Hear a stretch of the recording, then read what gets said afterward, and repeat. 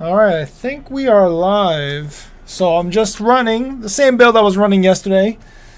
Oh yeah, welcome everybody to the stream. Just running the Pariah for the mitigation, Beekeeper for the health regen, and then I got Oaken, of course. And then I guess the highlight or the main purpose of the build is just running Guard, which I'm running with one buddy, Zlane? What's his name? Yeah, Zlane. And he's on DC, so I had to switch over to my DC Warden for this one. What's up, Ice Storm? No, same thing as yesterday. Just the Warden with Pariah, Oaken, and Beekeeper. But I'm running Guard. And because I'm on DC today for this one, my Guard isn't morphed, so I'll have to be leveling that one up. Which, do I have any? I don't have any crown things. Oh well.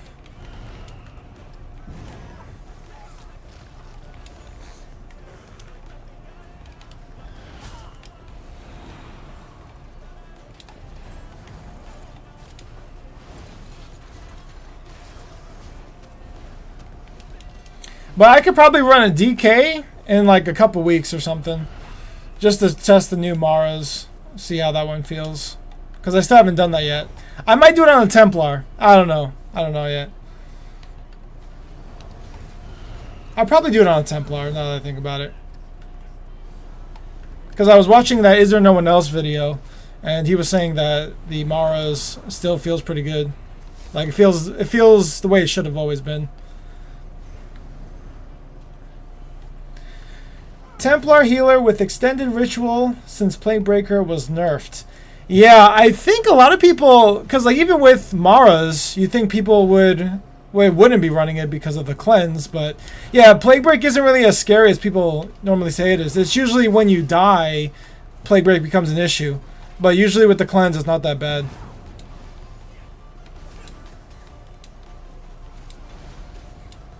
So it might even be worth running Curse Eater, or even Stendars.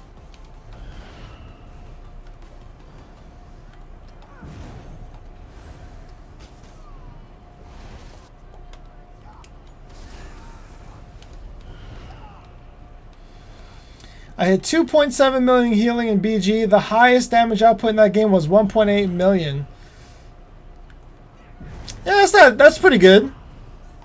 What was it collective? Well, not collectively, but were there multiple people that had 1.8, 1.7, 1.6, right?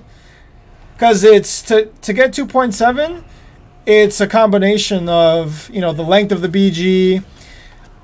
Are you healing one person the whole time, or are you healing multiple people the whole time, right? So if you're just in a drag out fight the whole time, then you're gonna be able to get a high healing number naturally.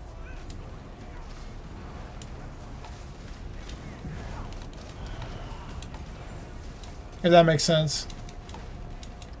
But 2.7 is pretty solid. Seems like it was a pretty fun BG just by the number. Hopefully.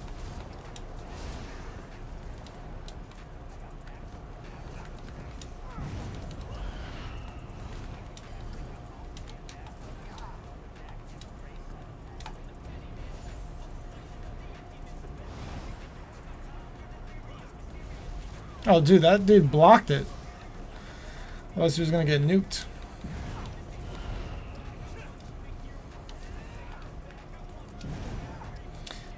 I kept everybody alive. We had 5 deaths as a whole team. I'm on Xbox. Okay. Yeah, no, that's pretty good. That's pretty good. You should come over to PC, man.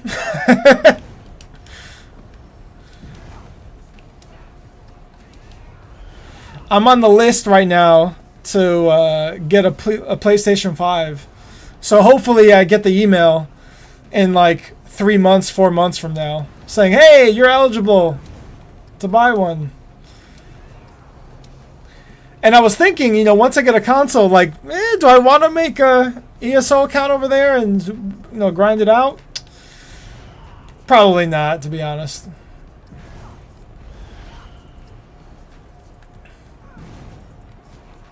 I mean, it's not that bad starting over. It's not that bad. Oh, shit. You hear that? You hear that?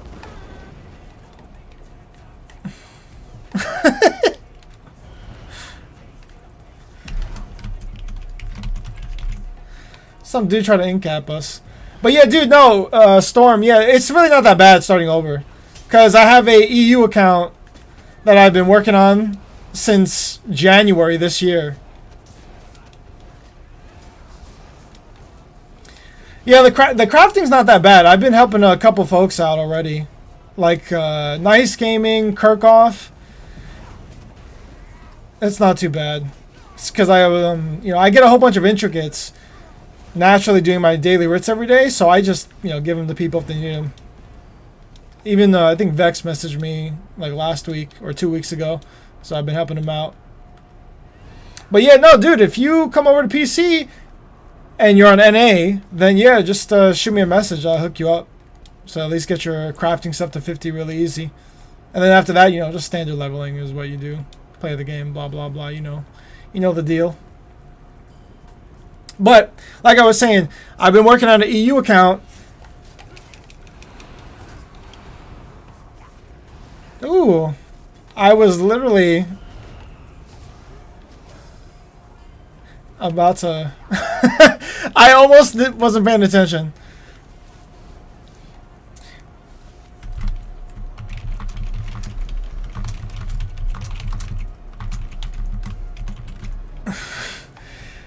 So yeah, the EU account for the third time now.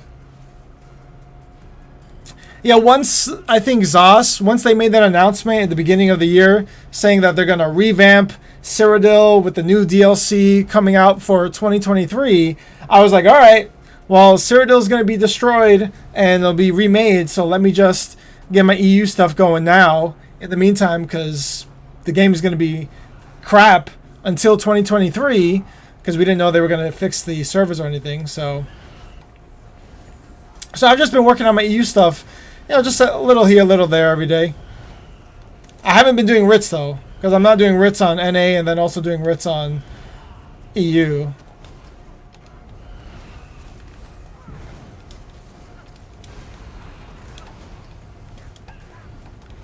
But I've gotten I've only got 6 characters over there.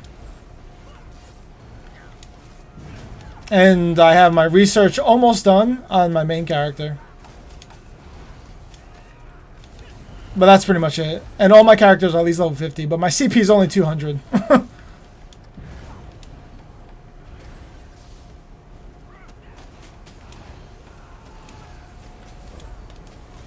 Yeah, man, for sure. And it doesn't even cost me anything, I get intricates like every day. So I don't mind, giving it to people for free, helping people out.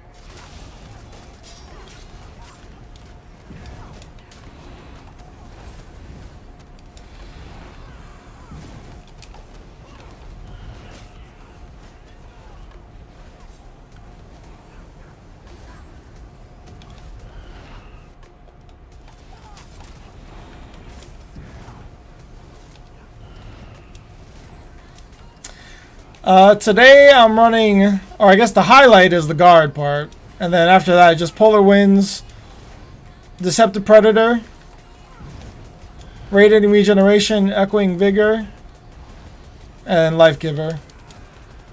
Which is, basically the standard setup. I just replace guard with something else normally for a regular build, regular Oaken build.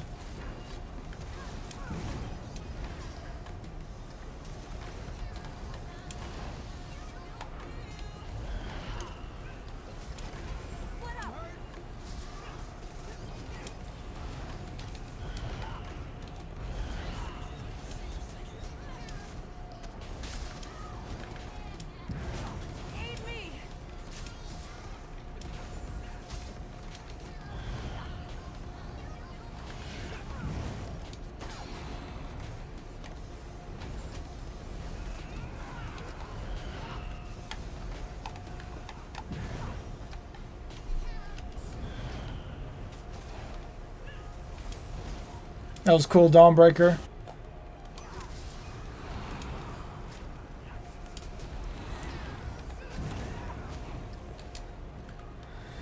I don't know if these guys are going to be able to kill me. Okay, so you spec for health, which is why you're running guard? Yeah. Because I wanted to run Pariah, so I make sure I have at least 40k health minimum. So I'm at 43 in CP and then 40k, 40.7 in no CP. For like BGs and stuff like that. And then I also put Beekeeper on for the regen, just to help me heal a little bit more.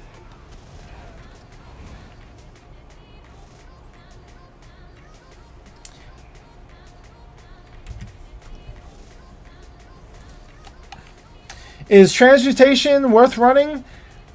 It is worth running, but the first option is going to be Rallying Cry. If somebody already has Rallying Cry in your group, then you can open up to using something else like Transmutation if you want. Yeah. But Rallying Cry is always the first option. If you don't have Rallying Cry, then yeah, Transmutation is fine.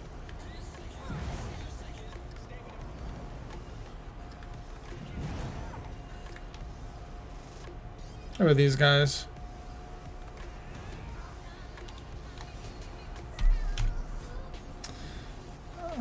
Oh, my guard is levelable. Nice.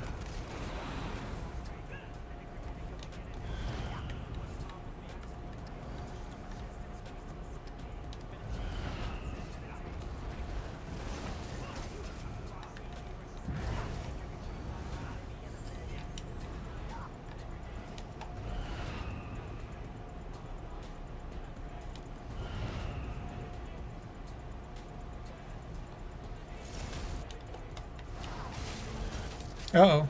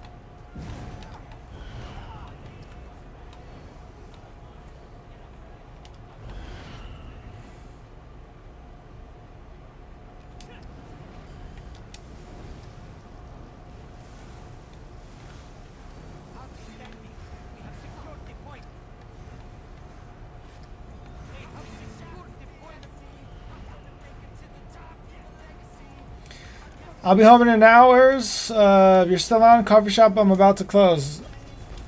Sounds good, man. Yeah, I'll be here. I'll be here at least probably for another 2 hours. Drive safe, man.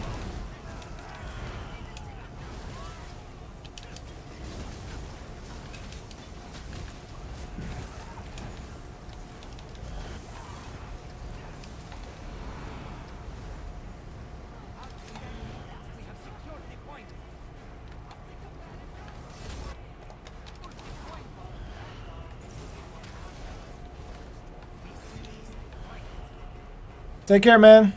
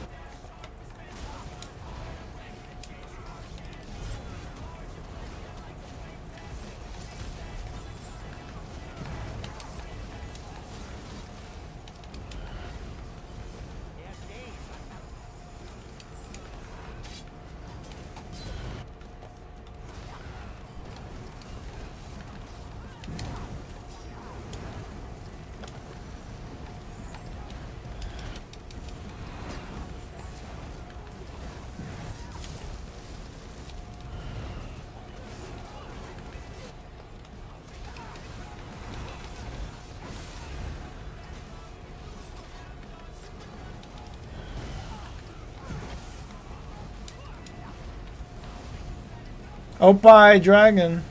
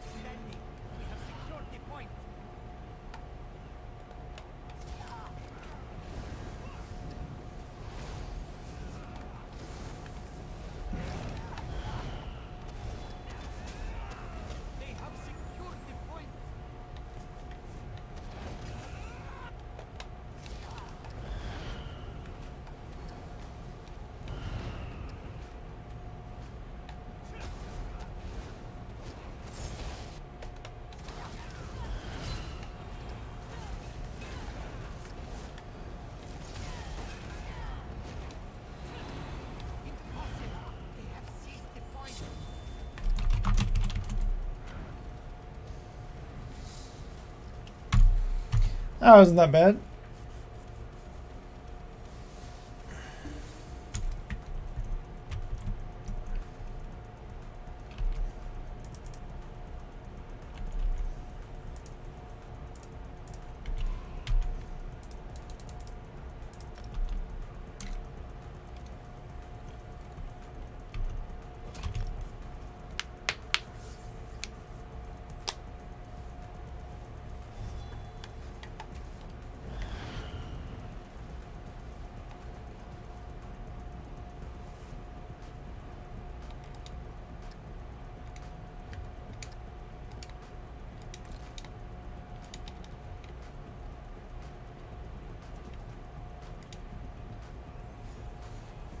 Bum, bum, bum, ba-da-dum-dum.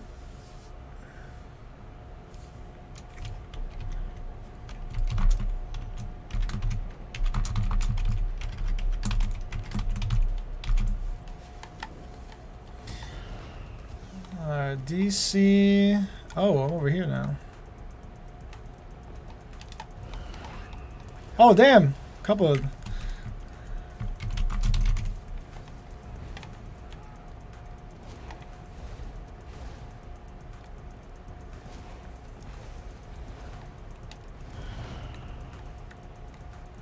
Oh, shit.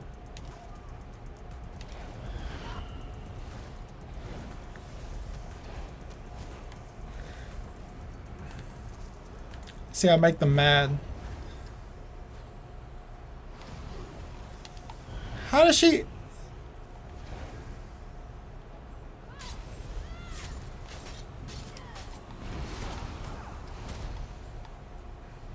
The spirit kitten, she's about to get wrecked.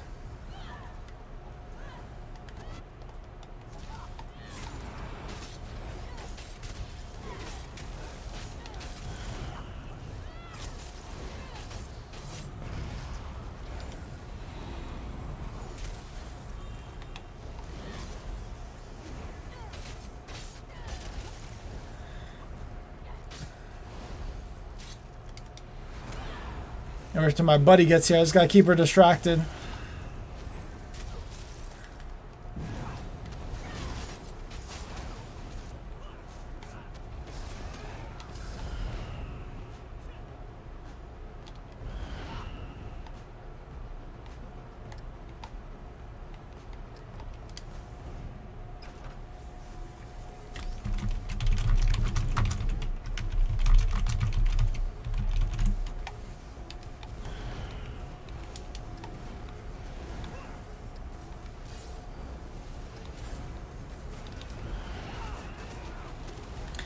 Necro. I can't wait next week until I can try out my vampire setup.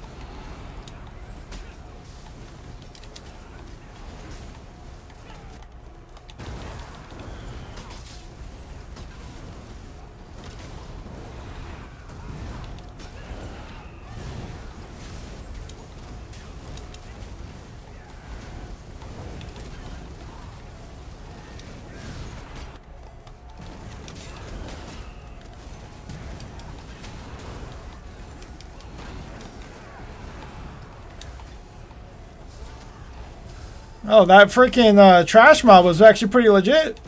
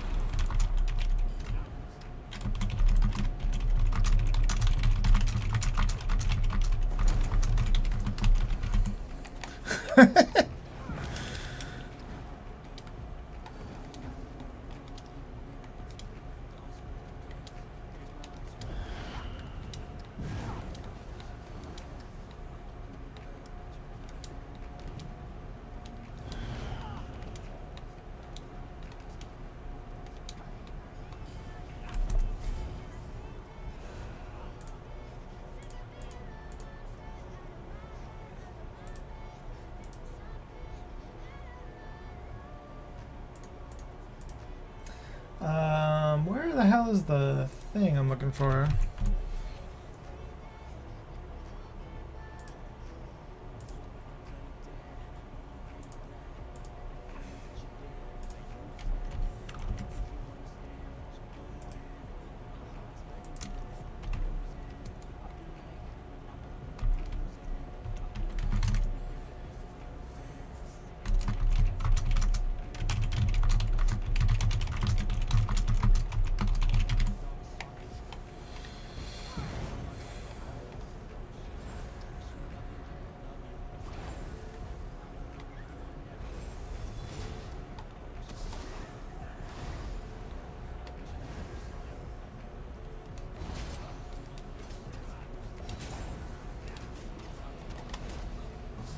Bash that thing?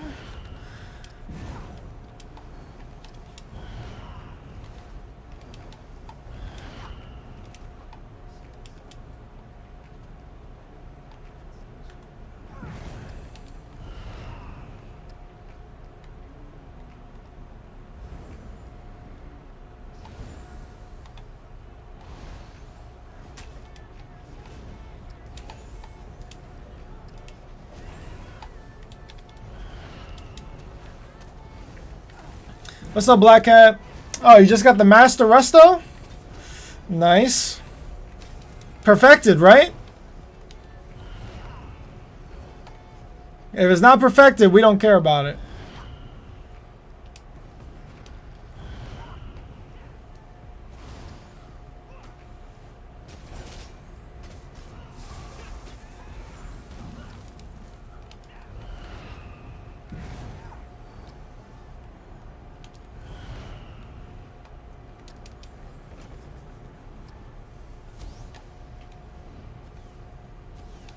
Also, okay. I mean, that's fine. That's fine. If you have non-perfected stuff, then it's okay, or you're excused if you're a PvPer. Because I think most PvPers generally wouldn't be caught dead doing, like, you know, vet content, you know, super sweaty, that type of thing. Yeah, vet DSA is a pain in the ass, dude. I hated doing that stuff. But thankfully I never have to do it again, because I did it all. But I heard they did fix the Master Resto proc on it. So now instead of just procking off of the, what do you call it? Instead of procking around the caster, it procs for people who are actually within the circle of the healing ritual. Same thing with the budding seeds, right? It was the same thing with this ability here, which is kind of funny because Corrupting Pollen was fine. It was just this morph that was all messed up. The more you know.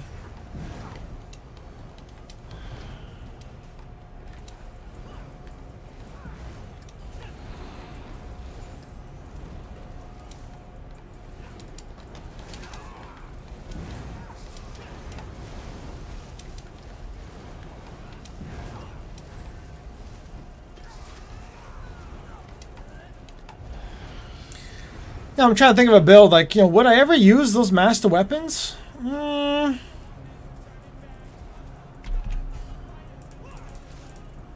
think the only good ones are this one, Blessing and Restoration one, and maybe Healing Ward. That's it. I mean, the Major Vitality would be really good.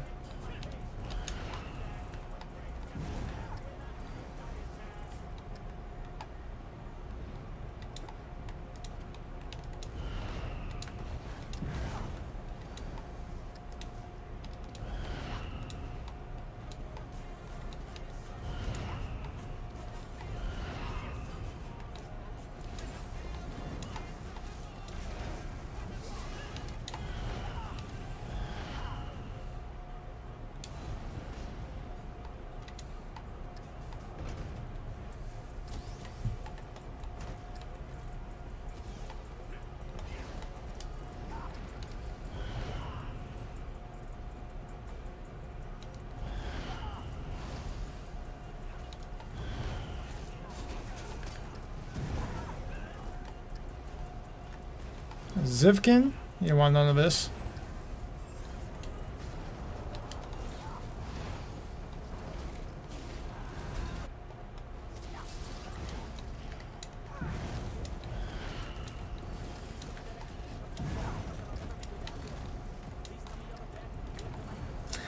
Yeah, I don't know if it's going to be practical, but I was running a couple DSA rounds and got it. Okay.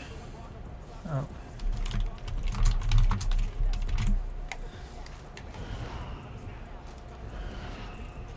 Oh, they got a bunch of folks over here.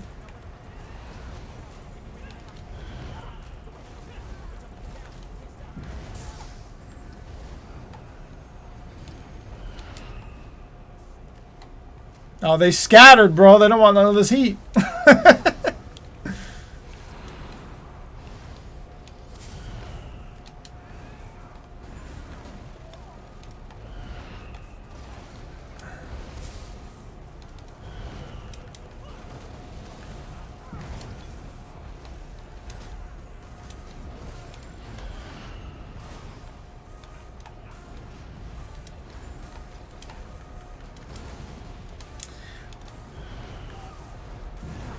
Bow of the Healer? Okay. I like the concept of the healer's habit set, but you know, since they put minor mending on Oaken Soul, I know I can't run it anymore. But it would still be pretty good for a.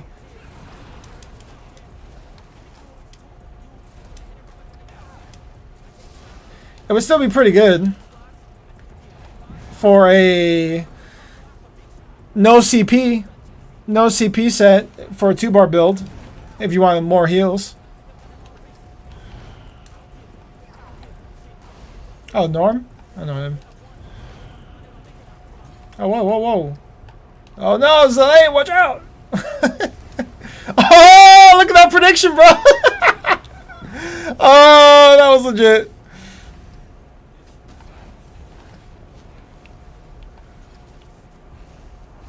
Oh, killed him, I think. GG.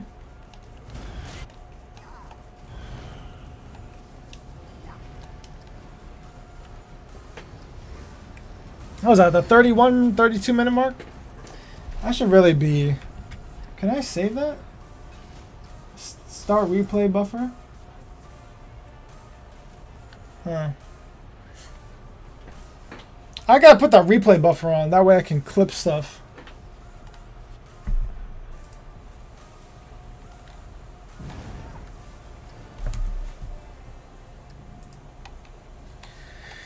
I got my scrying done the other night, so I can grind mythics now. Nice. Dude, try doing that on 4 characters. Why?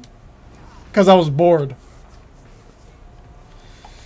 But scrying's not that bad. The real test, right, is doing it all in Artaeum and never leaving Artaeum.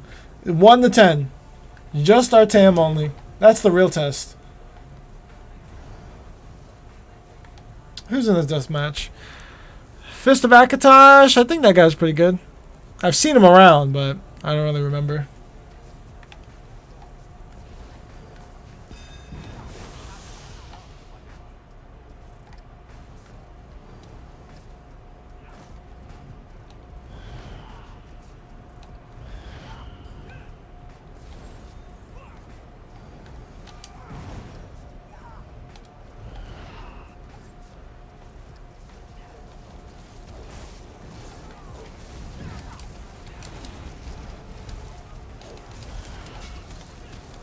Nice. Yeah, just put on some music and then just AFK. Or put on like a audiobook or something, a podcast or some show.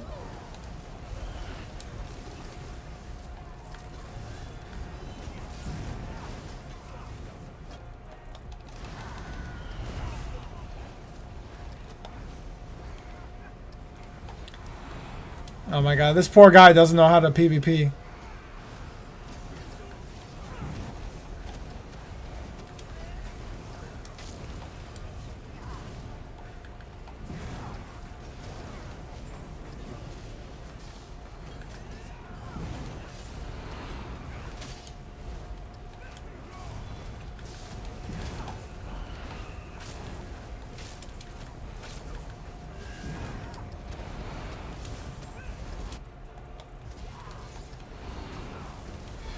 I was wondering why the detail mattered till I was on like level 5 and then realized the difference is the purple leads, but would it really be faster to level? Yeah, it's definitely way faster, especially if you already have a bunch of leads already lined up, right? Like say you have a bunch of mythics that you haven't scried yet.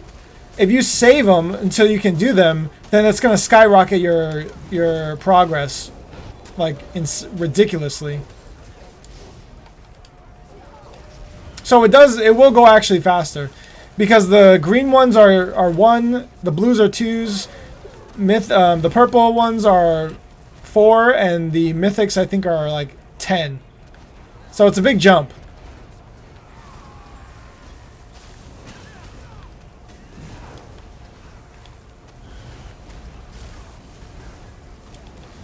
The bigger areas take longer to travel. I didn't want to run more than I had to. But it pays for itself, you know what I mean? Because if you do it through your mythics only, your mythic leads, then that's going to be 10. That's going to be 10 points right there. And if you compare 10 points to how much time it would take you to do 10, it would take you probably what?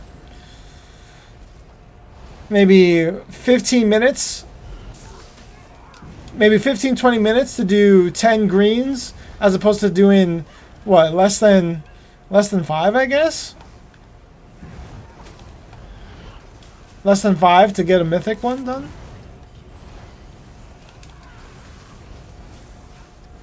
That's assuming you got it all on the first try, right?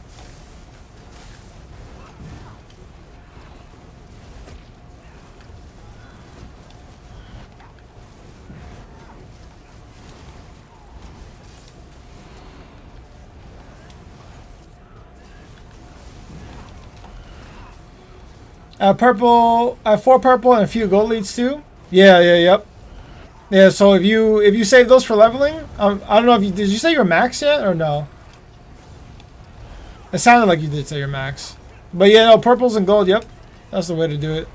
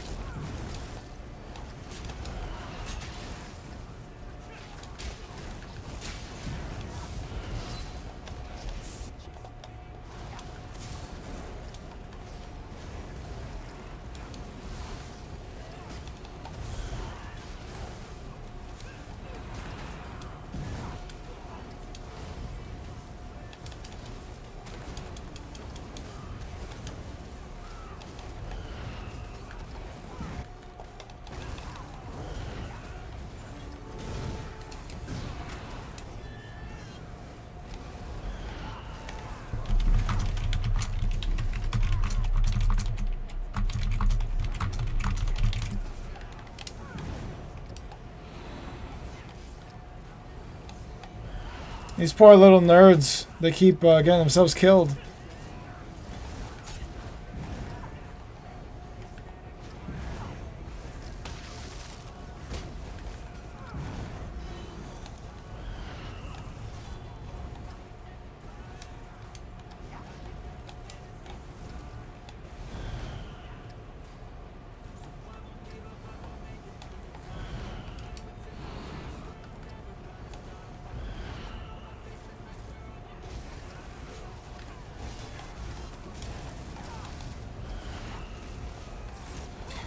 I didn't go all the way to ultimate, if that's what you meant by leaving them Artam, then failed there. Oh, okay. Yeah. I was thinking like you were maxed out at level 10 with it.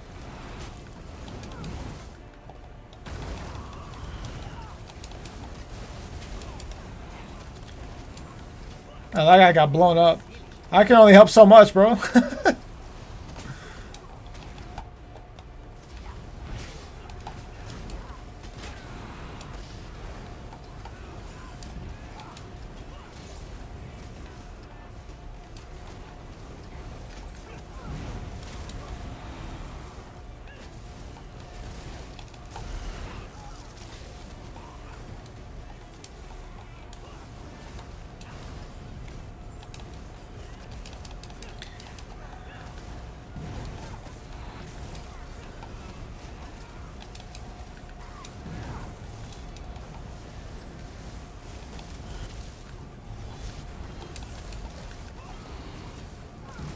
That was a risky jump.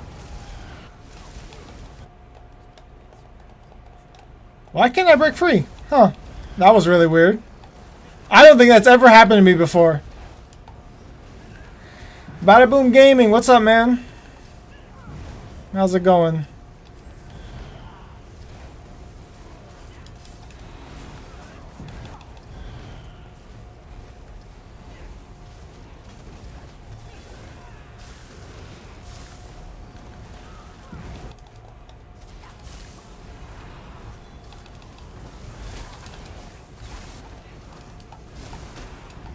Dude, if I was that guy up top there, I'd be having the time of my life.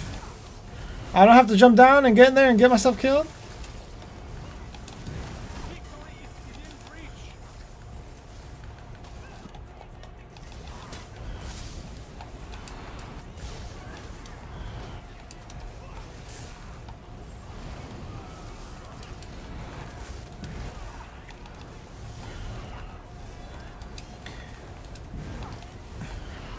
I'll blast my ship. Imagine being able to play the game. Couldn't be me. Yo, what did you do to get banned, bro? I was talking to Nuki, and I'm like, yeah, I got Blast, and I play with these guys, whatever. He's like, Blast is banned, bro. I said, what? He was like, yeah, he's suspended for like a whole week. I was like, shit. He had it coming, bro. I'm surprised, but also not surprised.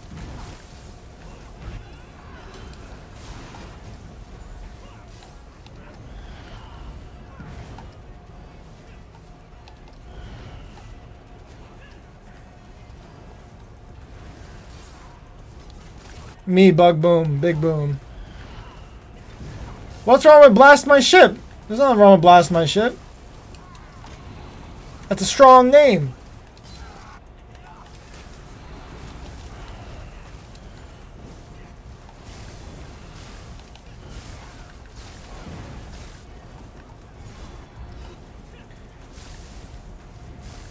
This Akatosh guy, dude, he's just hitting me the whole time.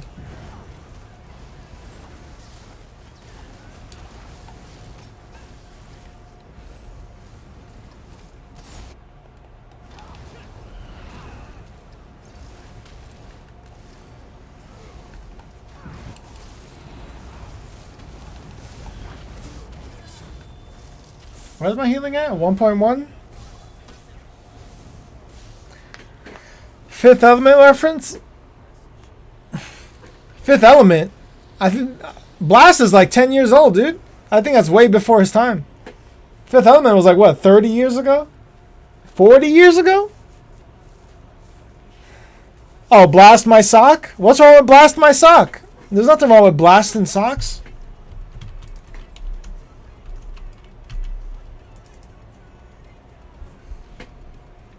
I don't see anything wrong with Blast My Sock.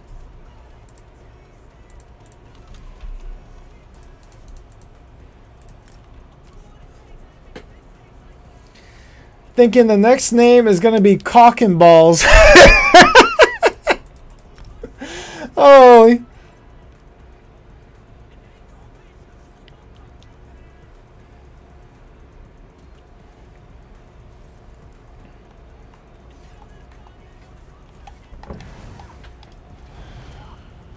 Oh, okay. Bada Boom Gaming. Okay. That's the Fifth Element reference.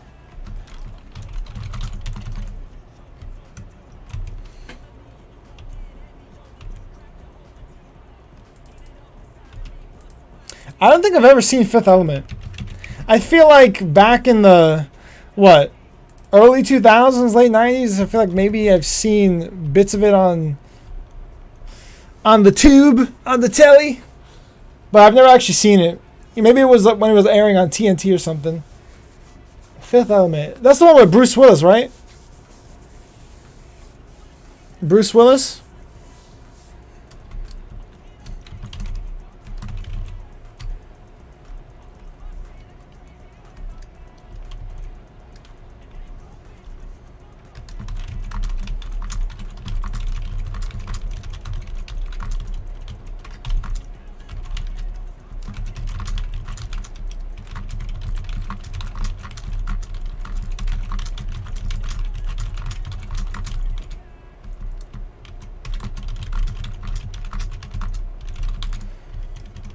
Alright, let's go in Memorial.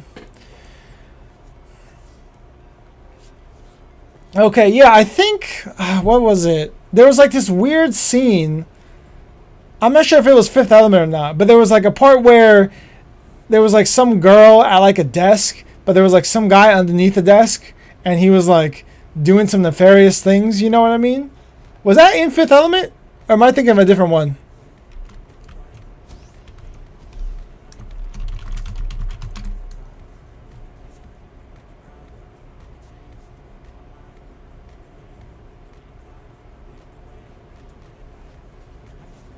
I feel like that was the Fifth Element one.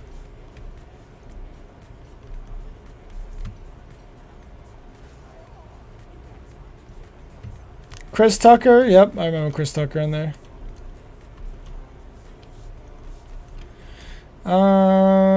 Because let's see.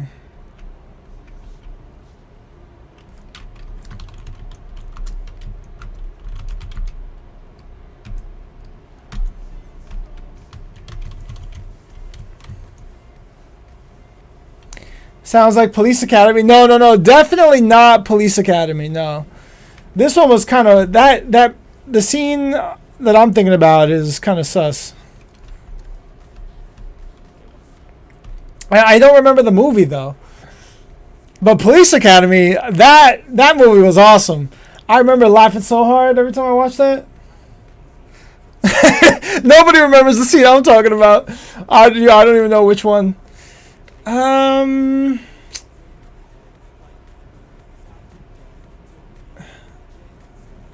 Okay, I guess it was definitely not Fifth Element then. Don't ask me. I don't know. I don't know.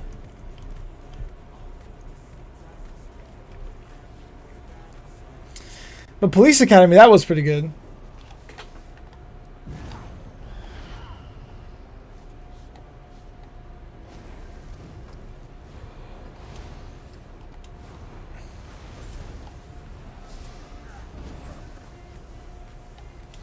I feel like who was I talking to? I might have been talking to my father like a couple weeks ago.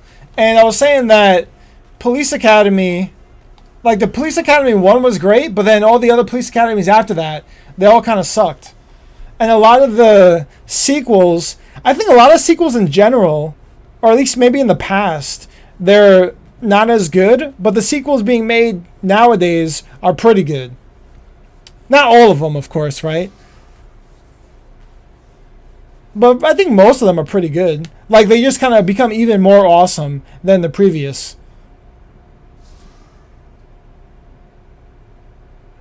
Because I know everybody swears by, like, the first Iron Man, but I liked Iron Man 3 a lot. More than, I guess, Iron Man 1 or even 2. A little bit more modern example. But let me think. Like if you go to the 90s, right, all those Disney movies, all the initial ones, the first ones, were all pretty legit.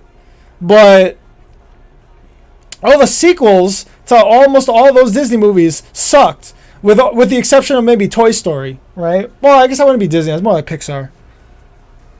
The Breakfast Club, there was an under the desk moment. I have to look that one up.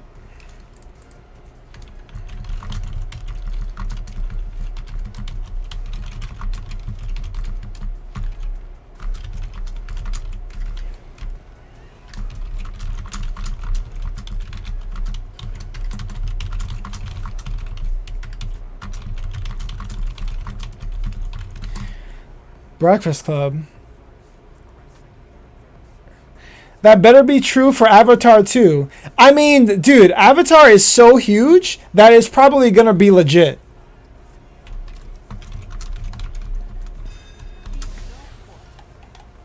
Oh, another deathmatch. Sweet.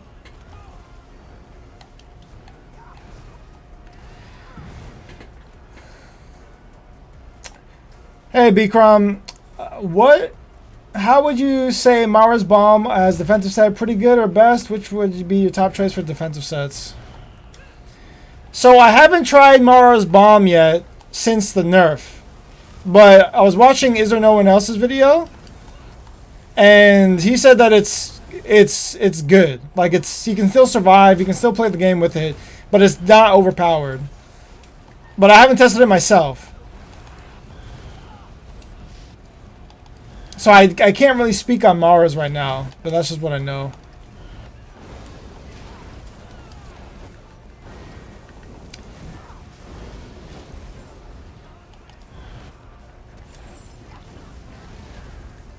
What was happening under the desk?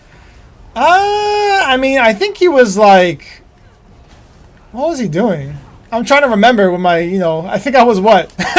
What, 10 years old or something? I didn't know what was going on. Let me see. You know what? I think he was. I think he was maybe just like fingering her or something like that, doing some foreplay. You know what I mean? Because she was trying to have a conversation with a manager, but she didn't want the guy to come close because then he would know what was going on. But the guy that was underneath the desk was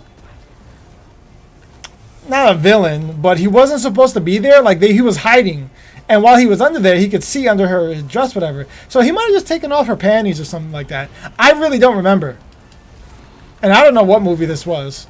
But the dude was running from somebody. He walked into like this office, I guess, and then, he hid under the desk, and yeah, something like that. I don't know. But I can try Mars Bomb next week. Bikram, with the vampire setup. 'Cause I think next week I'll be running Pariahs, Vampire.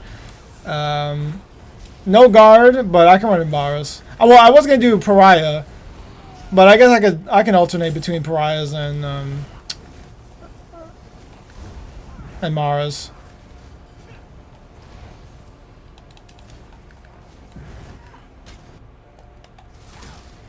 Why is this guy not healing?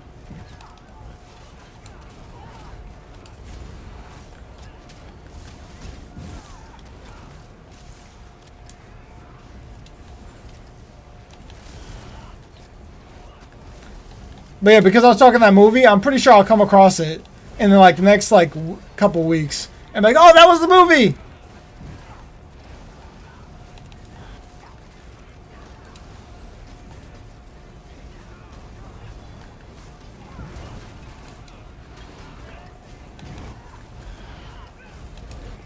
No, it definitely wasn't a teacher.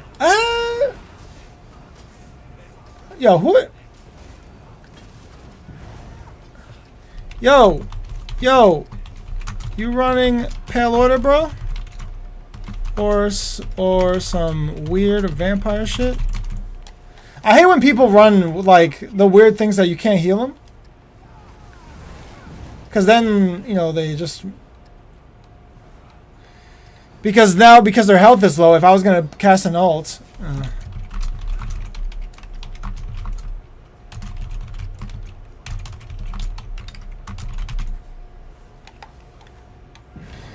Because then when someone else's health is low and then I can't heal them, it's going to take the heal away from people who need the heal.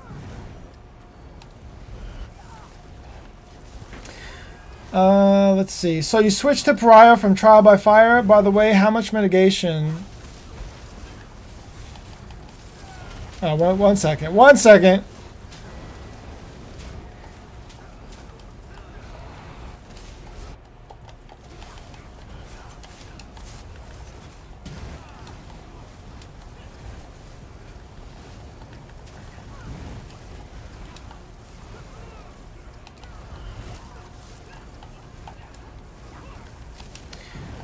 How much mitigation you get from AK resistance? Just an estimate.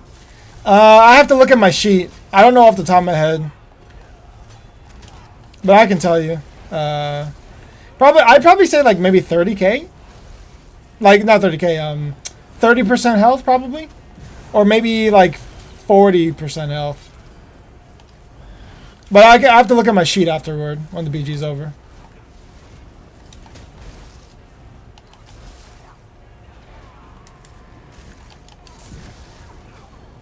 But I'm just testing stuff today. Trial by Fire is still good. But because I'm over 40k health, I figured let me do Pariah and see how it goes.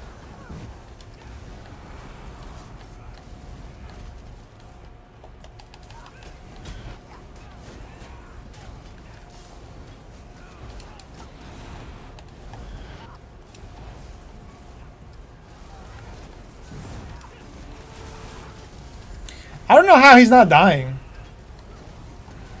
Like, he's so low, nobody focuses him? What the hell? There he goes.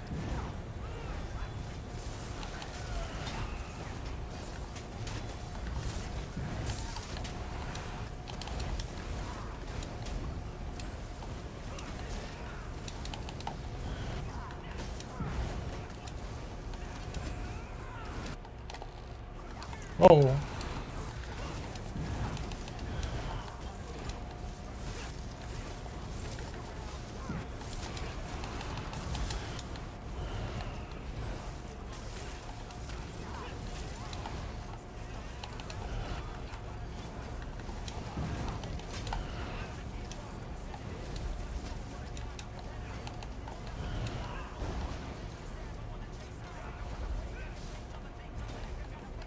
Damn.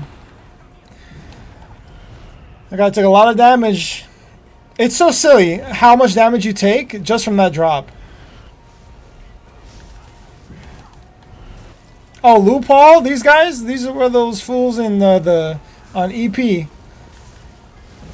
over an IC.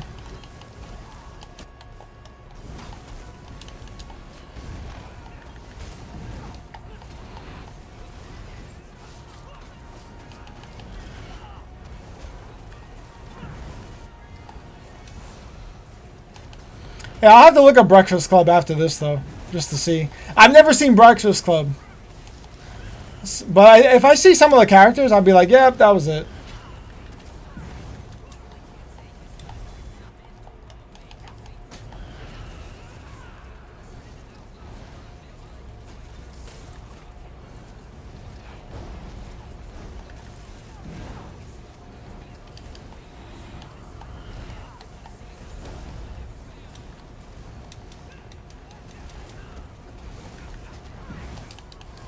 Look at that guy. He's so low. How is he not dying? I don't understand.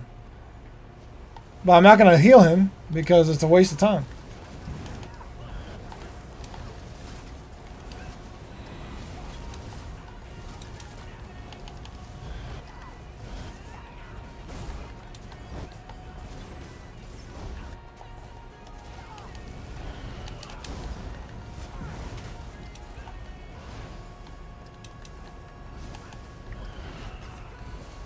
Yeah, is it? Do you know where? Is it streaming anywhere? Do you might know, Black Cat? Because if it's on like Netflix or Amazon Prime or something, then I can watch it.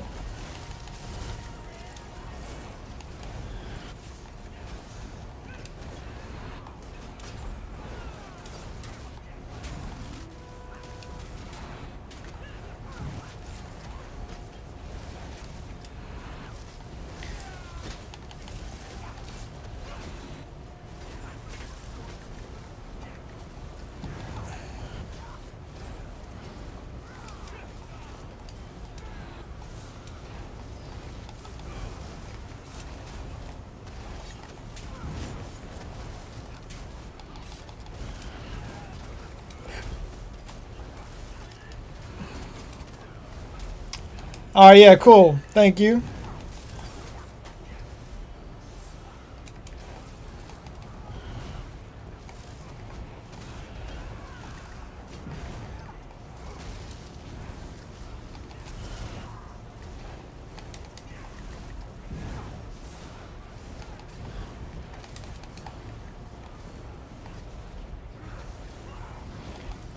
I hate people who just play pure tanks, man. It's so annoying.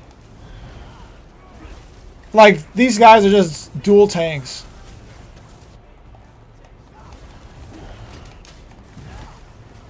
Isn't there... What are those sets called? Do you guys know? The ones that have, sustain... Oh, what the hell? The one that can counter sustain a lot, or pretty well? I think Innovating Aura is one of them, and then maybe something else. I know there's some new ones, and Innovating Aura is one of them.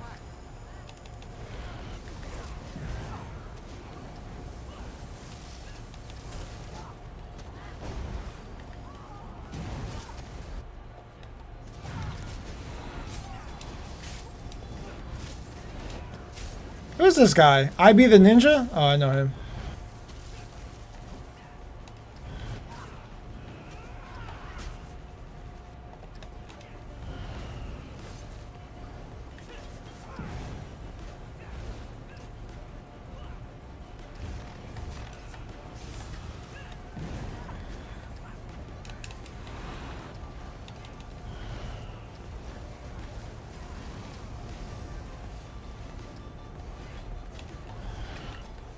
Nocturnal's ploy?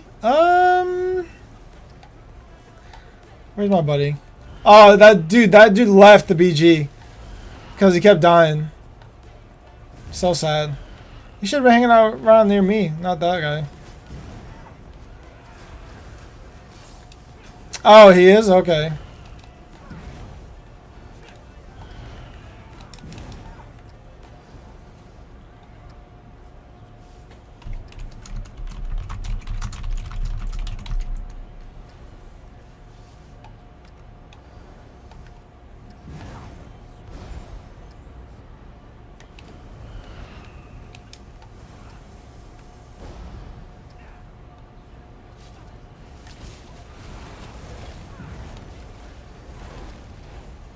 Oh, bye, dragon.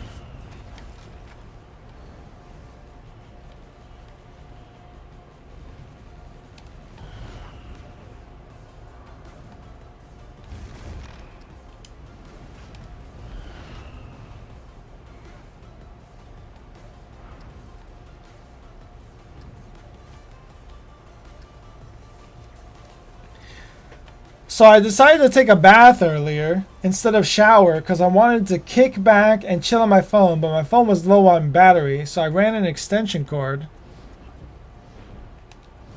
to my bath and my phone slipped in. So basically, toaster bathed myself. Wait, what? You know, I was reading that halfway, and then once you said your thing slipped in your bath, I was like, wait a minute. Is this like some weird, you know, KMS type BS? I was like, what are you writing over here?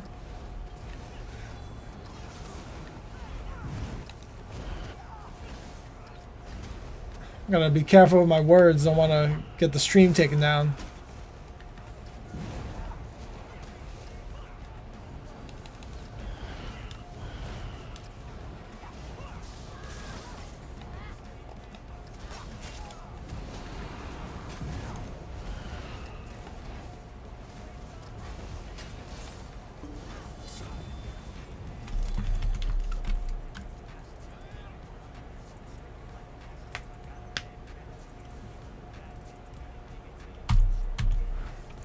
GG.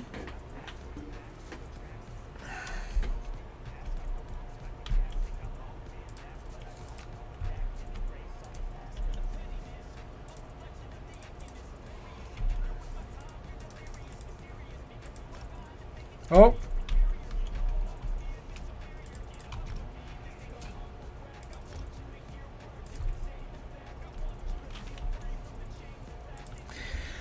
Hi, new player at ESO, but high-rated WoW PvPer. What healer would you recommend to learn the game?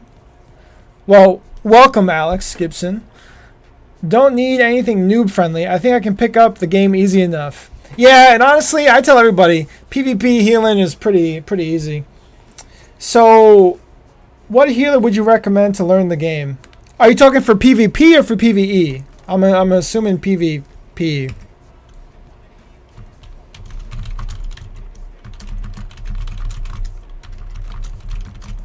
Alright, looks like my duo buddy's leaving. Let me ask Fanfar.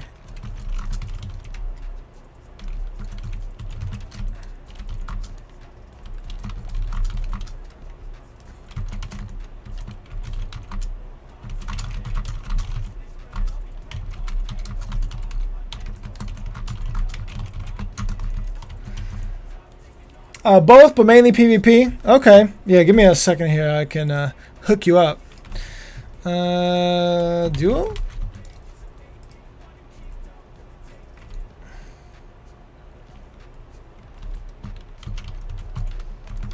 Let me know when you're done. Alright, let me add Zelane real quick. Alright, who's gonna get the boot? Who's gonna get the boot? Alright, I don't know this guy.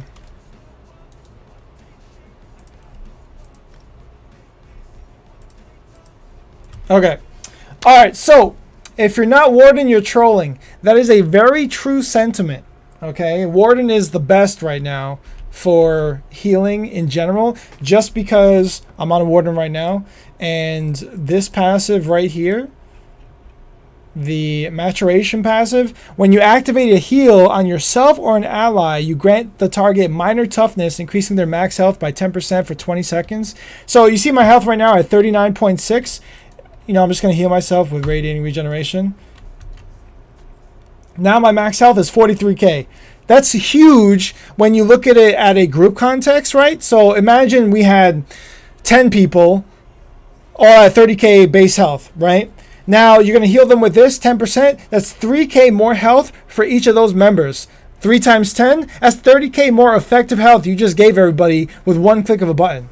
Well, not one click of a button, but you know what I mean, right? You just got to heal everybody with Echoing Vigor, this and that. Just do your healing stuff, and you're going to give a lot of people a lot more survivability just based on that alone. And that's unique to the Warden itself. All the other classes have some other unique minor buff that they provide to the team to some way. So for the Warden, it's minor toughness. For the Templar, it's minor sorcery. For the DK, the Dragon Knight, it's minor brutality.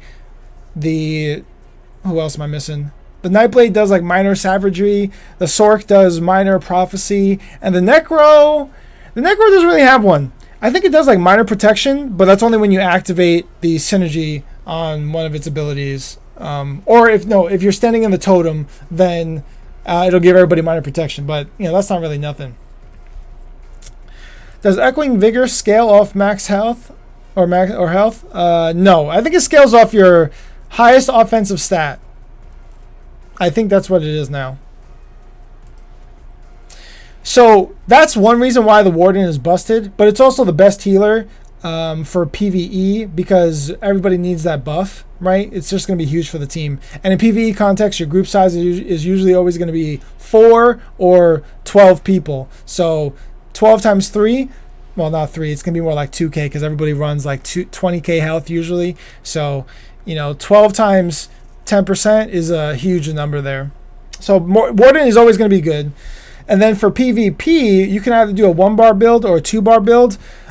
I used to do 2-bar builds, but ever since they came out with Oaken Soul, which is this thing right here, I haven't gone back to a 2-bar setup. I only do 1-bar builds. So if you play a 1-bar setup, you can definitely run a 2-bar build, no problem. Which one is better? They're pretty much the same. When Oaken Soul first came out, it was the top tier, but then they nerfed it, and it's still good. It's still valuable, or it's still optimal, still valid, still effective, still efficient. Yeah, it just makes it so So like, what's the difference, right, between a 1-bar and a 2-bar setup? Well, with the 1-bar build, you get to focus more on the game, I'll say, right? And you have less room for variety, because if I'm doing like a sweaty high-end PvP match, then my whole bar is basically going to look exactly like this, right? I'm just going to have 1, 2, 3, 4, 5 heals, and my ultimate be a heal as well. And then I'm going to have one ability to give me my movement speed. And again, part of the reason why Warden is the best is this ability right here, Deceptive Predator. It gives me a slottable minor evasion, which you cannot get anywhere else in the game. No set, no skill, no nothing gives minor evasion except for this ability right here, and that's just by slotting it. For all the other classes, you have to slot this Race Against Time, which is good for all the other classes, but you don't get that 10% mitigation from area attacks, which is really, really good. So that's another reason why the Warden is busted. The other reason is Polar Winds, okay? It scales off your max health. It's a burst heal. The radius is short. It only burst heals one other person, including yourself. And it puts a hot on you and the target, which is really good. This ability got buffed, like a month ago, 2 months ago, and it's really, really, really, really strong. That's the only skill that does passives from slotting. Not necessarily. So a lot of things in the game have slottable passives, right? So for the Warden, if I use any abilities that come from this thing, it will boost my healing by 2%, right? So if I was going to put on Leeching Vines as well, we'll say this. then it goes up by 4%, right? Or if I was going to use the healing ultimate,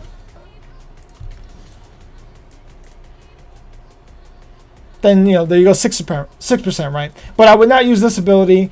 This ability, Leeching Vines, are really good, but I would just swap it out with that instead. So, you know, there's a lot of things that give slottable passives. Not so much for weapons too much. Actually, I think this one does. Defensive stance? Yeah. So if you're using a sorting board and you're blocking when you have this on your bar, then it'll increase your block mitigation and block cost by 10%, which is really good. Other slottables would be something like this here. You get slottable major protection, which would be really nice.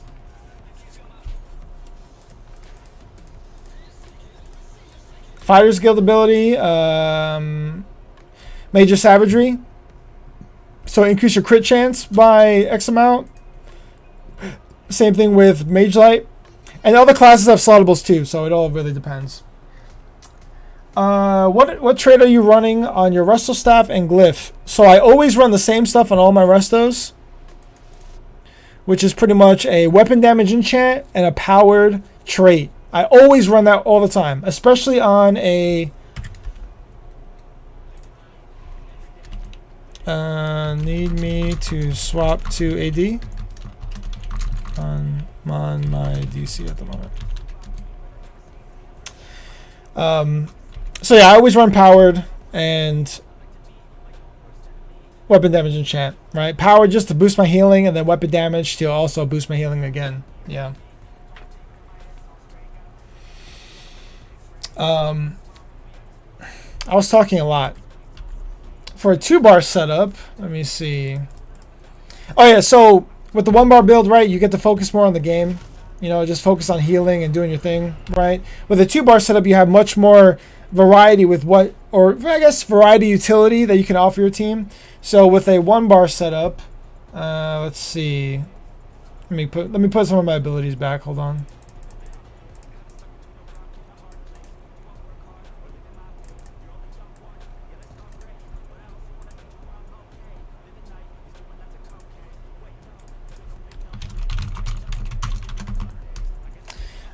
Let's see, Echoing Vigor, Life Giver.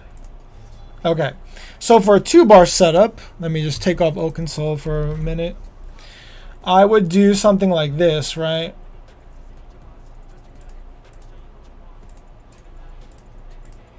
Mystic Guard's not a good example, so let me do this.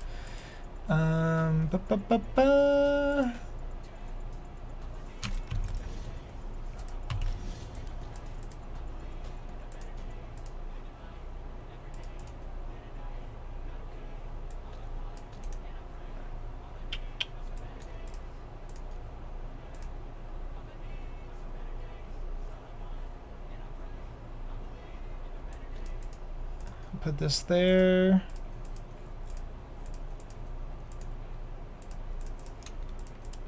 We'll pretend to have a sorting board on the back bar.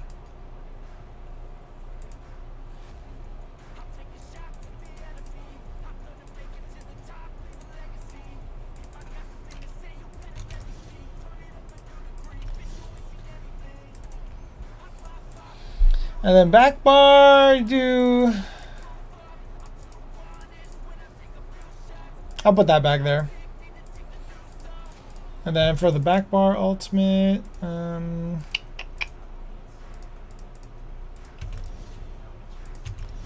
okay. So this could be like some back bar. This could be a 2-bar build or a 2-bar skill setup, right? You can still keep the same gear the same. That's fine, not a big deal. But you could do this, right? So your front bar, you have your Budding Seeds, Leeching Vines, your Race Against Time, your Radiating Regeneration. This is going to be your armor buff, right? Ice Fortress, and then your Resto Staff on the ulti on your front bar thing.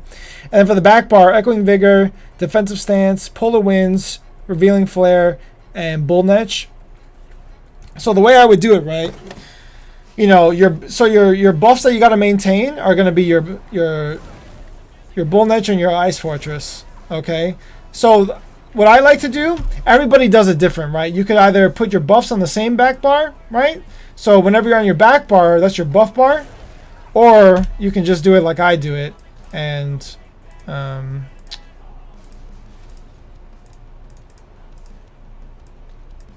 you know, I just put them on the same button on the back, on the same button on both bars, because whenever I want to buff up, I can just do a quick, right? Just like animation cancel with the bar swap, right? So you don't even see me really cast the button. So if I'm gonna heal, let me go outside here. There's so much to this goddamn game. So you're gonna see me heal somebody, right? So if I animation correctly, you won't see those lines come out anymore, right? So you see that? I'm healing them, but you don't see the animation go off, right? So they're getting healed. Oop.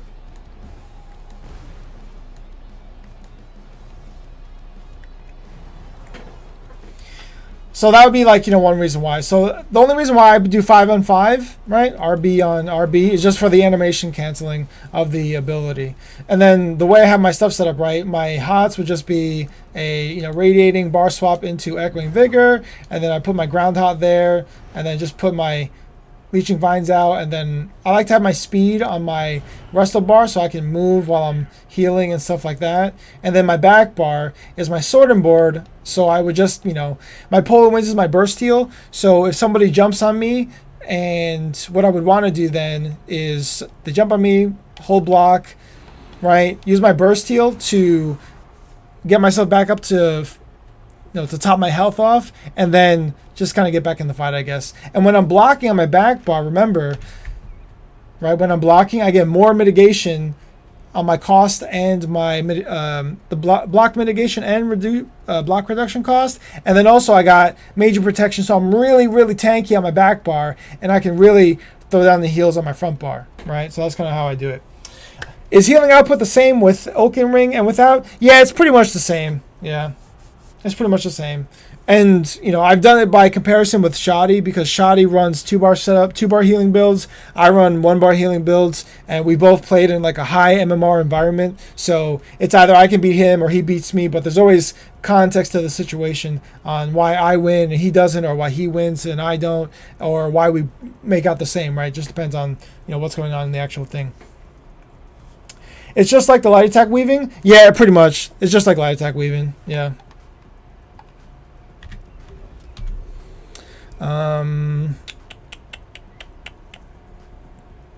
That was kind of a lot of talking. Does that kind of make sense, Alex? I think I answered your question, but I was kind of rambling a bit. Long story short, Warden is the best healer you want to go with for PvP or PvE. I'm going to do this.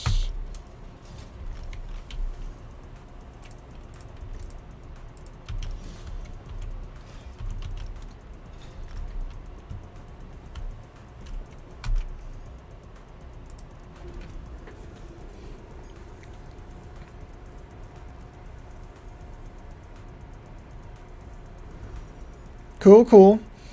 I also have some videos on my YouTube channel. I don't know if you've seen them or not. There's one, how to build a healer.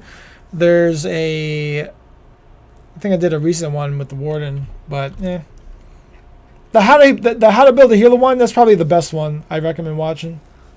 Just because it'll just go through the process of how to build your stuff, like what's optimal and what's not, and where you should keep your numbers at, type of thing, when you put your builds together. Otherwise, a lot of the builds, dude, they're just plug and play. That's all it is. There's no like best build or whatever. Like every build has a situation or a unique environment where it's going to excel, right? So for example, Pariah, right? Increase your base health. Oh, you know what? That just reminds me. Was it Bikram? Bikram wanted that number? I saw the tier list. You should make a playlist for newer players. Your playlists are all class specific. Yeah, no, you're right. I gotta fix that playlist. I might delete the playlist completely, to be honest, and like redo it. I think that's what I think that's what I'm gonna wind up doing.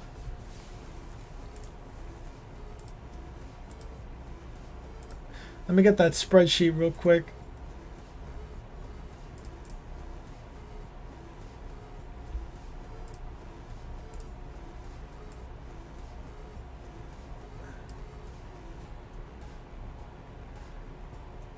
All right, YouTube. What the hell is it? ESO.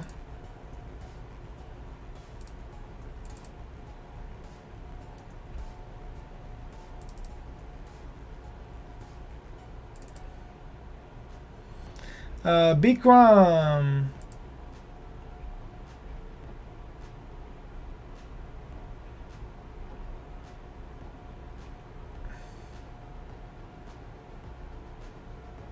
Yeah, Bikram. So for Pariah, if you want just a straight bonus of 8,000, then it's going to be about 28% health.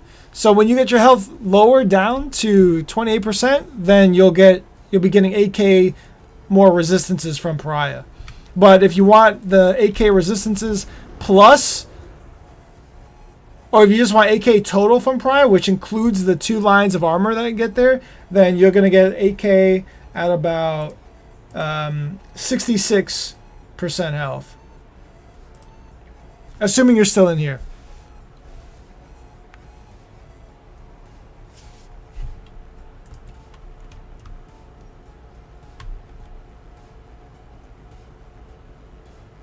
Yeah, I gotta clean that up. But I've been taking classes, or I'm going not taking classes. I'm going back to school, and I'm trying to do really well to make up for to rewrite my history of being a terrible college student 10, 15 years ago.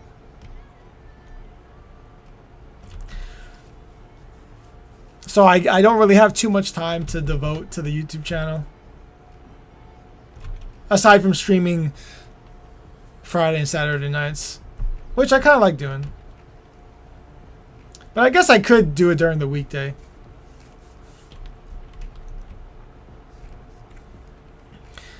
So 10 years ago, I got my degree in electrical engineering, but now I'm going back to school to... Right now I'm just doing prerequisites so I can apply to PA school to be a physician's assistant. That's the long-term goal. The add-on that shows you chests, is that Harvest Map? I can't seem to get mine working right. Yeah, I think it's Harvest Map.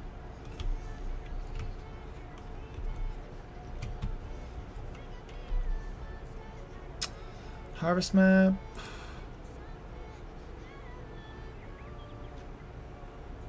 Yeah, the physician's assistant is pretty legit. Pretty legit. I considered going to med school to be a doctor, but that's like another 8-10 years, man. I ain't got time for that. I did not got time for that.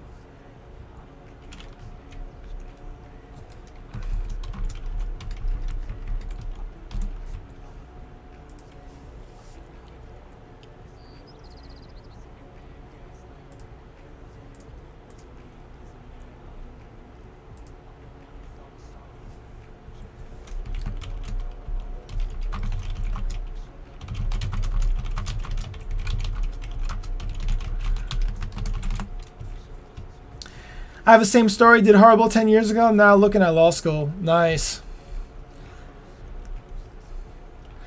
It really is never too late. And oddly enough, I'm actually enjoying going back to school a lot. Yeah, I find it a lot easier to go to school as an adult compared to being a child or a kid. It's way easier. Oh my God.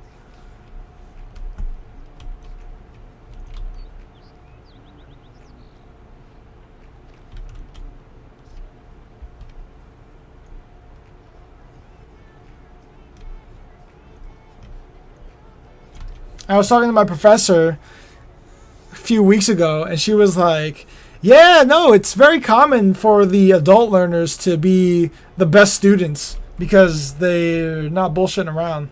They got their priorities in order and they know how to, get it done. I was like, yeah, no, that makes sense. That's kind of funny too because like I see it every day, man. Oh my god. Like in my class and stuff, my professor should be like, all right, what's the equation for this thing? And I just kind of sit there, looking around, and I'm like, I know the answer, but I give it like 5-10 seconds. She's like, don't make me call on people. And then I'll just be like, all right, it's 2 wheels or 2 wheels, 1 bike frame and one handlebar or something like that.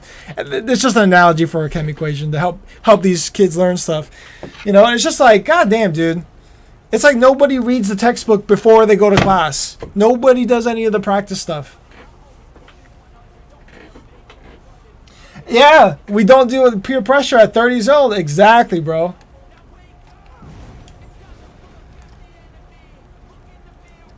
It's so funny.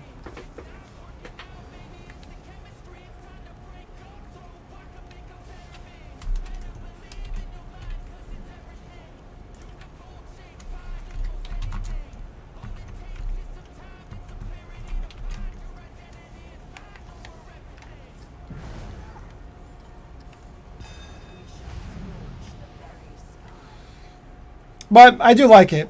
I do like it a lot. And another thing, I think we had a chemistry exam this past week. Yeah, just on Tuesday. And what do you call it? I finished we have an hour and 15 minutes to do the test. I finished the exam in 40 minutes. 45 minutes. I had 30 minutes left over. Meanwhile, right? And I was the second person to finish. I was trying to beat this other guy who always hands his test in first, but he beat me by 5 minutes. I finished the exam in 45 minutes, second person to leave, and I was talking to some folks after that. They're just saying, "Oh, I failed it," or "That thing was really hard," or "Dude," like some guy looked at me like he's seen a ghost during the exam. I'm like, "What?" He's like, "Bro, there were things on that test I had no idea I've never seen before." I'm like, "What the hell are you talking about, bro?" I'm like, "That was the easiest shit ever." But you can't say that though, because I don't want to be the villain here.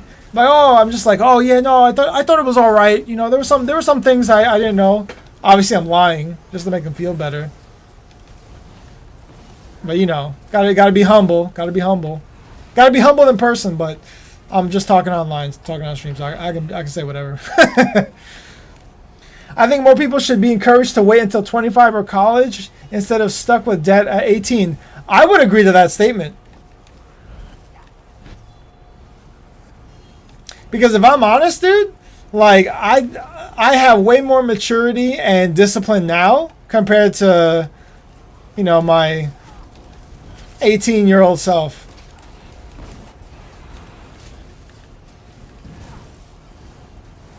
Yeah, softening for the softies, exactly. Oh, dude, and check this.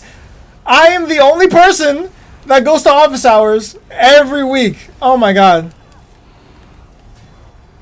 The professor, she said it too in the lecture on Thursday. She's like, and just a reminder, I do have office hours on like Sundays and Wednesdays, and so far there's only been there's only been 1 or 2 people that have showed up to office hours ever since. So just a reminder that you guys can, office hours are available and stuff like that.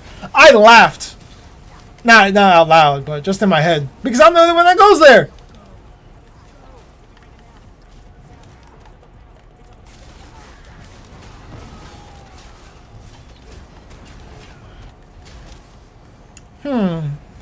I'm too busy telling a story. I think he died because my guard wasn't on. I'm pretty sure it was on, though. In high school, I think sophomore year, I was the top student in English because I wanted to prove I was too good for the class. I wanted to stay ahead of 2 other top students. Nice. I like that stuff. That's awesome. Gotta be top G, dude. Top G. I went from a C- student to getting the highest grade in pathophysiology at 97.3%. Oh my god. That sounds intense.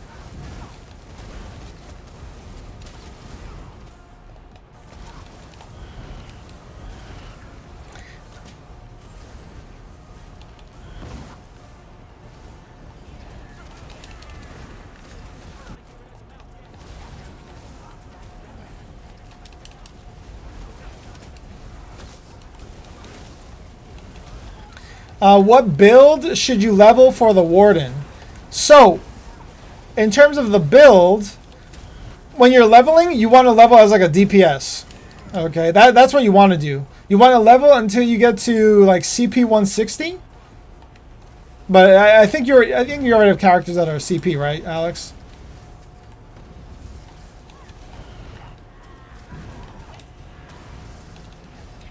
Oh damn, it's already over? Bro, I had no idea what was going on in that BG. I had no idea what was going on here. But yeah, you always want to level as a DPS until you get to level 50. What CP are you currently, Alex? That's a better question to ask.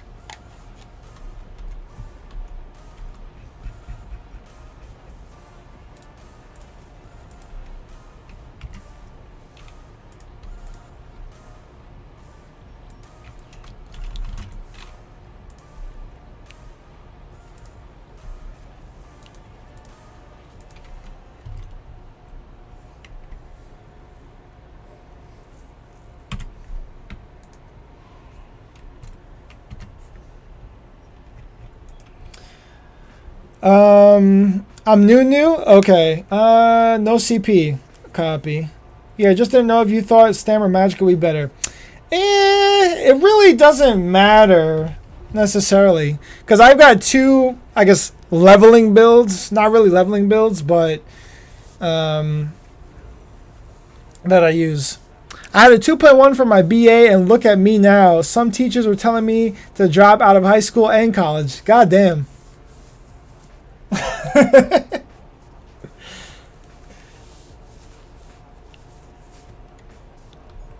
So for leveling, if you're just straight leveling, I used to do all training, and then, like, this is my leveling gear. Look, I even have a coffer. Mag, stam, or heal.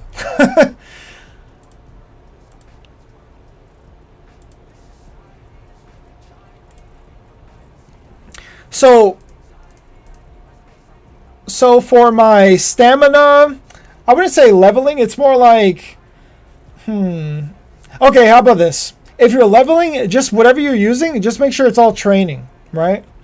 That's the most important thing, because you want to get the hell out of leveling as much as possible. And like those guys are suggesting, right? Adept Rider, Twiceborn Star, Wretched Vitality, Armor Seducer, Shackle Breaker. All those sets are like pretty good. I would probably go with Adept Rider and Adept Rider and what would be my recommendation? Well, if you're gonna go Magicka, then maybe go.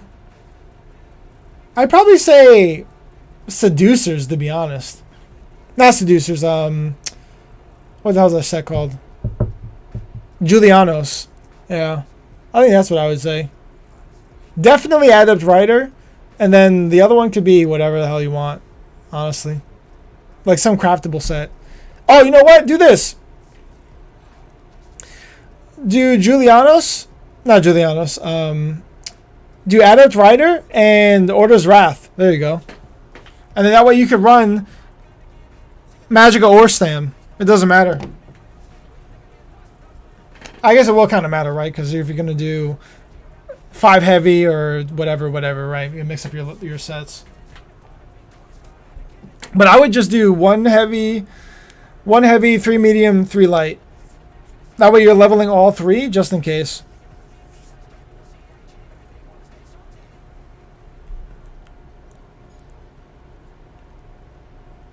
But whenever I need to level like an ability or something on a class, then I'll throw on one of these sets here. Like I'll do a Magicka. I just go 100% penetration with the Oaken Soul. That way I get all my buffs and stuff like that. And then I use Order's Wrath, which can be used on both my Mag and Stam builds, so I don't really have to worry about it. And then for the penetration, I do Spinners for Magicka. And then for solo or for stamina, I do Heartland's Conqueror, just to double my sharpened trait. And then Sword Dancer, just because I'm trolling. You know, when you play by yourself, you can just do whatever the hell you want. Not a big deal. I'm not holding anybody hostage with my off-meta PvE solo builds. And then for healing in solo queue, in vet, like dungeon vet content, vet solo content in PvE, I always run Kagran X Hope. Is stamina healer PvP viable? The quick answer is no. Well, it's not that it's not viable. It's more like this. As a primary healer, is stamina healer viable? The answer is no. As a support or like a secondary healer, yes. The Any Race, Any Alliance bundle is a worthwhile purchase if you don't want to be locked down by race choices between alliances. Yep, I agree.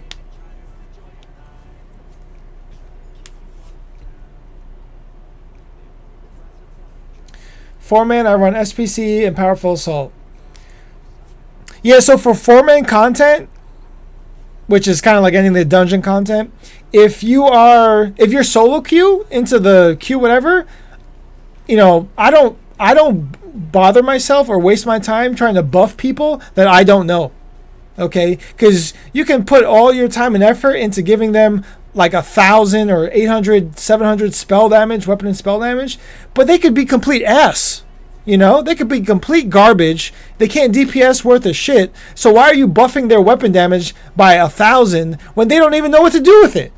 You know, it'd be like giving my 4-year-old niece, whatever, some weapon. She don't know how to use it. So what's the point of me even putting any investment into these people that don't know anything, right? So I don't bother, which is why I always go with Kagran X Hope, because most often than not, I'm going to get shitters in the PvE dungeon, okay?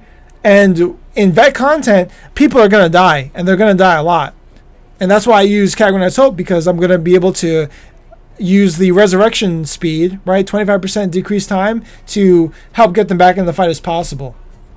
Also combined with this ability here, Spirit Mastery, so you have 25% on top of 33%, which is going to make a really good res time to get them back up in vet content.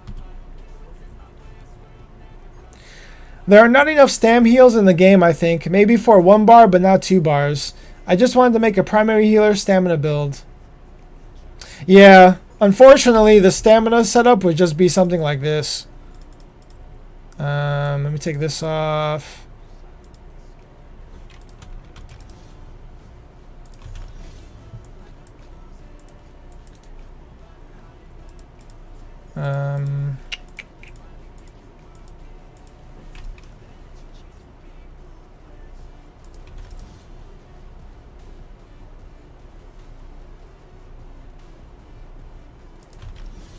You'd probably do something like this. Rating and regeneration. Well, you're not gonna be on a wrestler staff, so get that out of your head. What was my other ability I was gonna put here? Oh yeah, this one. Probably this. I mean, that's probably how I would run a stamina healer. You get burst heal. You get this. You get the heal, you get this synergy here, and then you get this. That's it.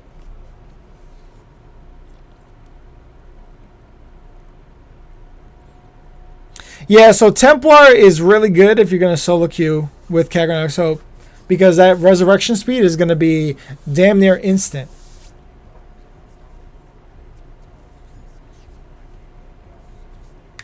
Yeah, the Necro healer is pretty good as well for the reanimation ulti. That one's pretty good.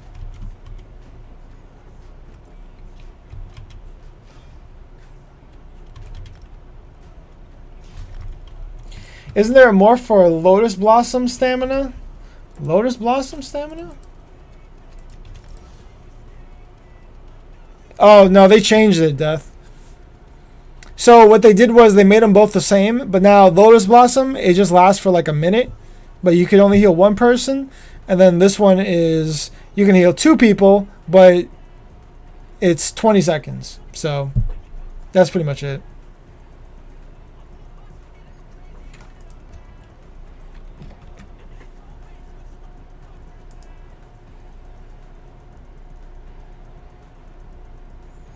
What was the original question again? Oh yeah, leveling. So yeah, you want to level as a DPS, Alex, and then once you get to CP 160, then make a healer setup. And when you make a healer setup, make sure you use the armory station so that you can have like a PvP healer build and then like a PvE, like a solo queue leveling stuff build, whatever. That way you can switch between the two.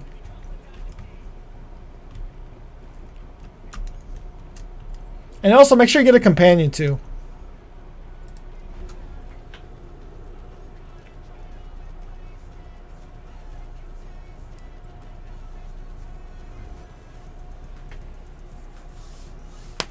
I'm thinking of making a sorcerer, resto staff, alt, spam, healer.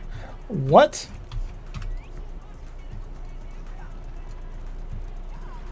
I know the alt reduction is going to be really low.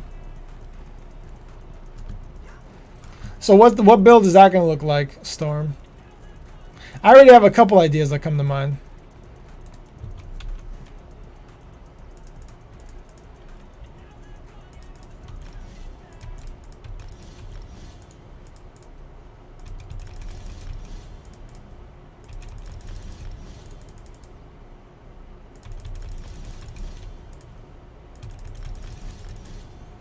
Yep, 15% from the Sork.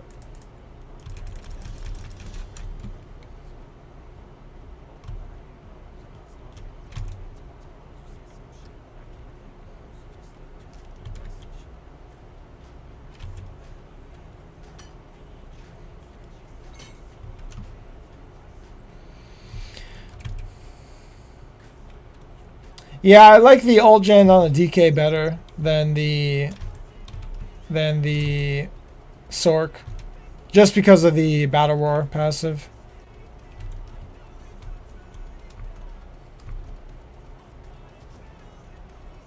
Potatoes?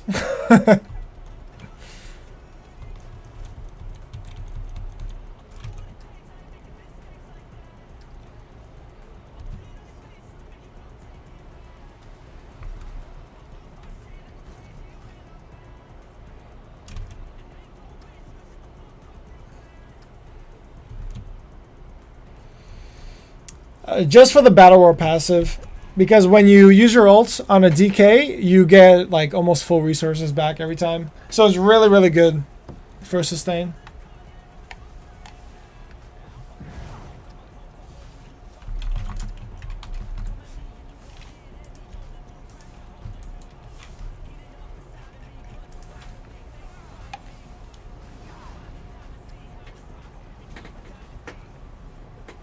We call it potatoes on Xbox, lol. Do I only play Argonian? No, I got a bunch of other folks. Like, so if you look at my girls here, right? Let's see. I got the DK. So that's my DK healer. What else have we got? Warden left cover. I got my Necro healer. What else we got? Templar cover. Got my Templar healer.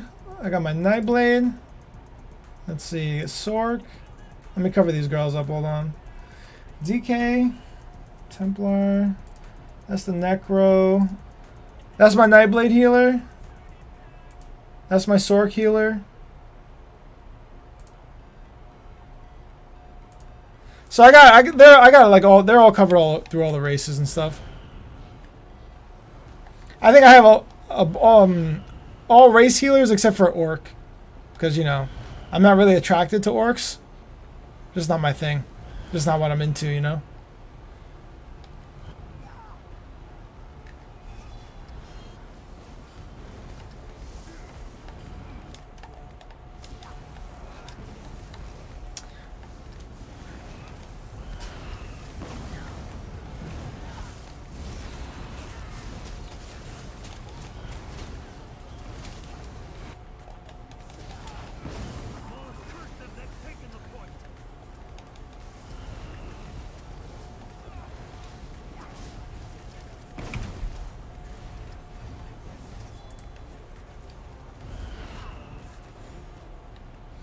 I do like when people make orc sorks.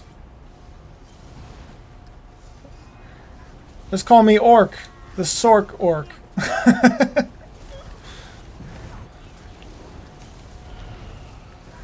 Oh, you're a girl? Okay, cool.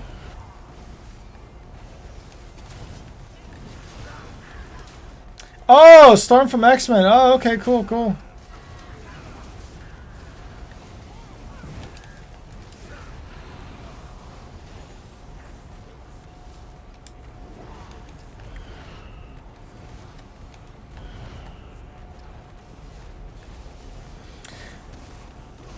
But yeah, the race, Alex, the race doesn't really matter when you play. It really, you just want to look at the passives on all the races and see what you want to like synergize or build around. Otherwise, all the races work.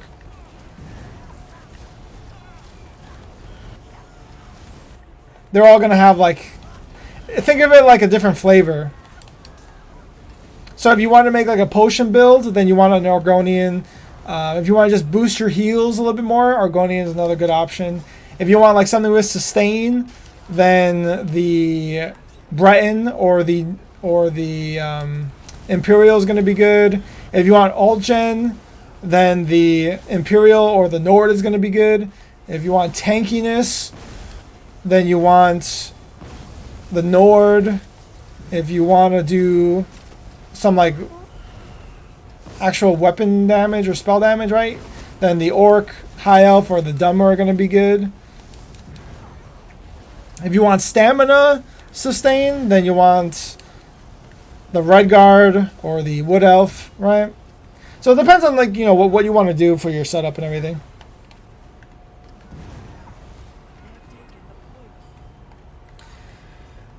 I was going to make Orc Sorcerer for my PC build crafter. I made Orc Warden for spin to win DPS build. Nice.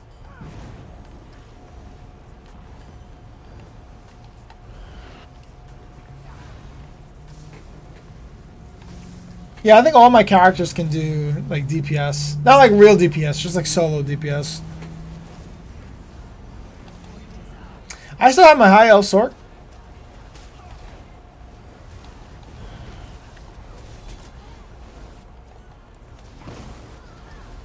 But yeah, no, a lot of the sweaty PvEers, they'll change their races all the time. So if High Elves are out and Khajiits are in, well, there you have it.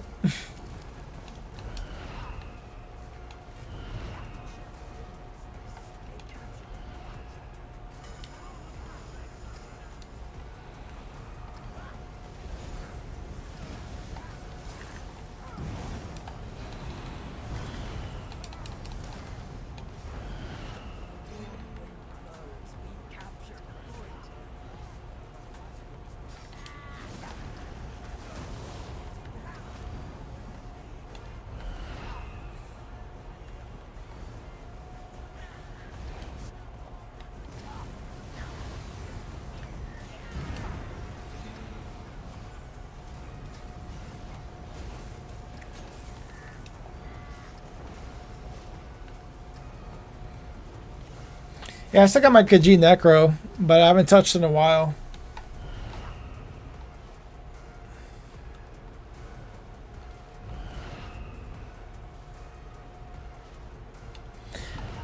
I know Argonian DK is really good.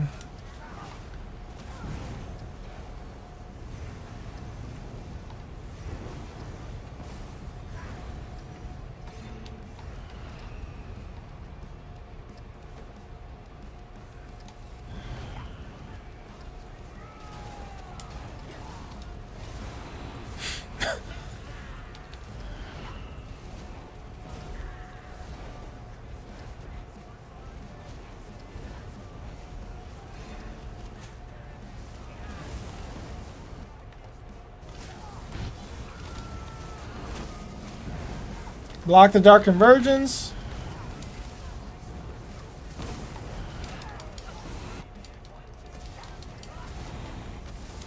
Irish Ned, what's up, man?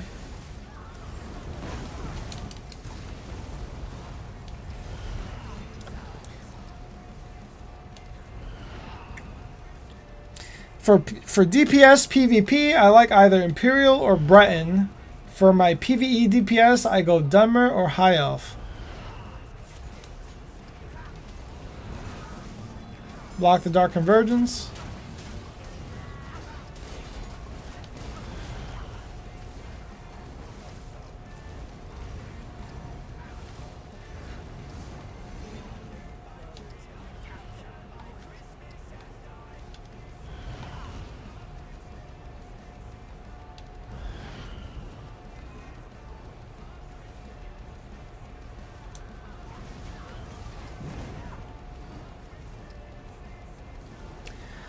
I keep hearing Khajiit is better than my Wood Elf and Nightblades.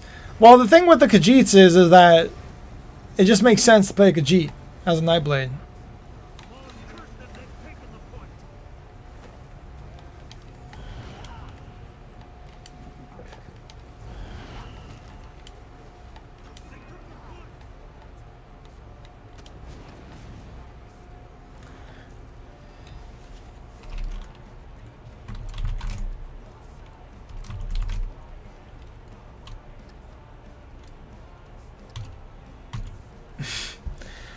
I read somewhere race is less than plus or minus 5% damage. Yeah, probably. They're all pretty close to each other. Like from whenever Skinny Cheeks does those full-on assessments when he does the racial comparisons for the DPS builds for PvE, it's always like 5%, I think, within all of them. I might even be a little bit less than 5%. It might be like 1 to 4%, something like that. But it's always pretty consistent. Like, not really that big of a deal. Unless you're really, really trying to optimize, then it matters. Otherwise, not really.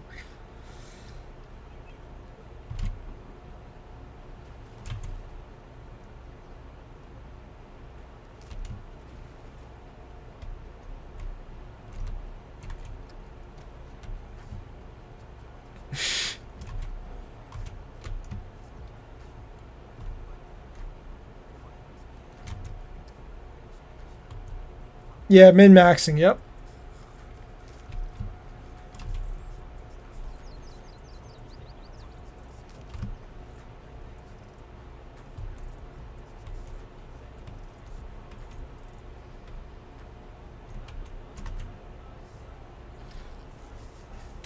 Oh, Alex, you said you're a PC... You're a PC NA?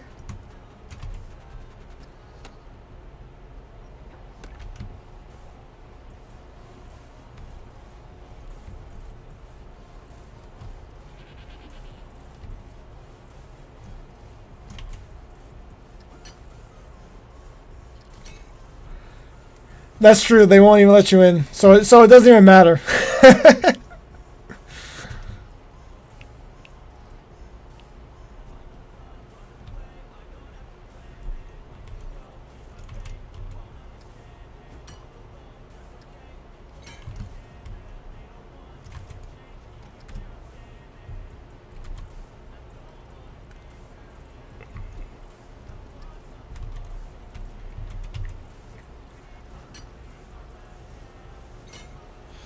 Okay. Yeah, I mean, if you're gonna be sticking around for a while, then yeah, I could, if you want, I could shoot you over some intricates. Okay, I don't have any right here, but yeah, give you some glyphs and stuff like that. Help get your crafting leveled up, if you want.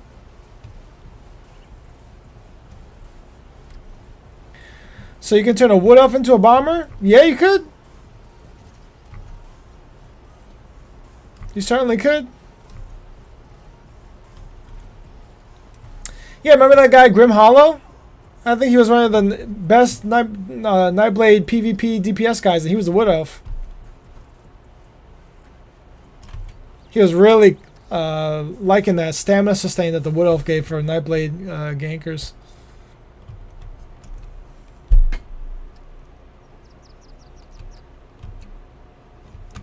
Yeah, what's your in-game, Alex? In-game gamer tag.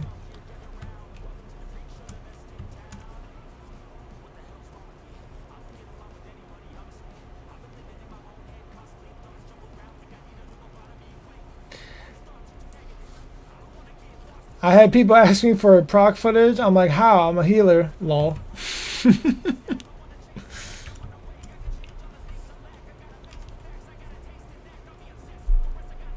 Yeah, Grim Hollow, man. I like watching his videos.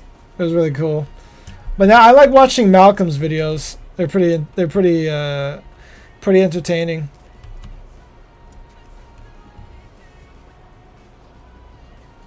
The orchestral music he puts to his sword gameplay, really, really well done.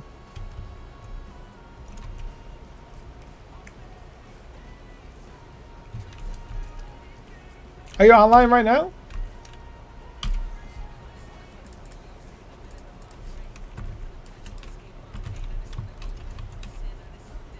Frito Rito. Spelled like that? Is that the ad name or like the character name?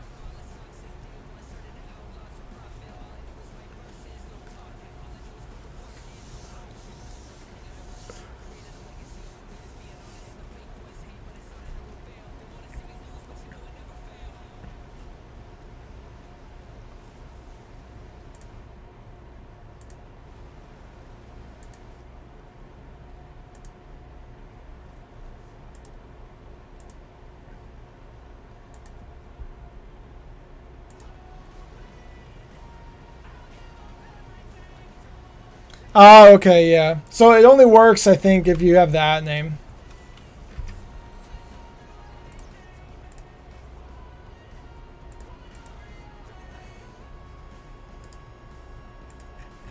Also, yeah, if you want to join the Discord, that's the Discord link for the Legend Syndicate. That's a PvP guild over on PCNA. They're a pretty entertaining bunch of people. And Shoddy comes in here every once in a while to berate people.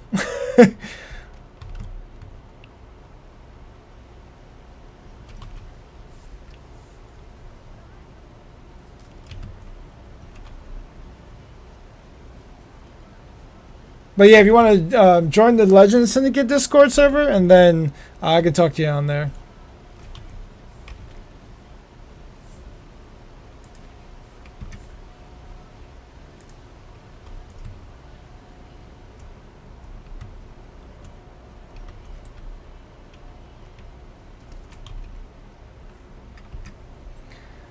Your boy Alex.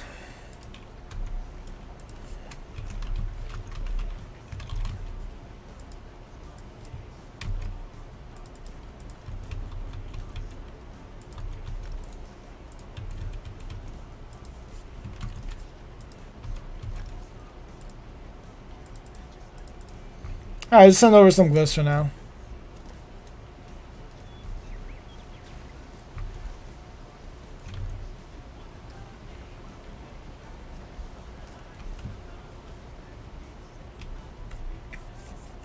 Yeah, just decon all those things, those intricates and the glyphs over at the station on your main guy who's gonna be your main crafter.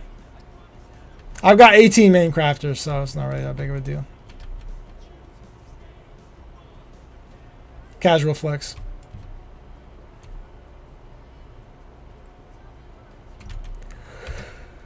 I would like to play on EU sometime, but I can't do that because the servers suck.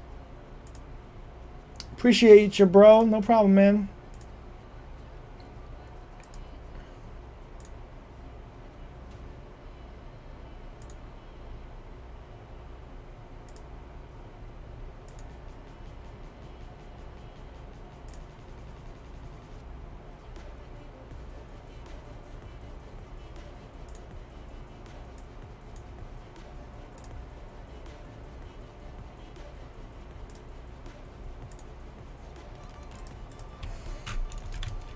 Or let me know when you join it. That'd be a little bit easier, maybe. What's the character limit? So I think by default they set you at like 8 characters, but you can purchase up to 10 more character slots, so you get 18 total. 18 total. But 8 to start.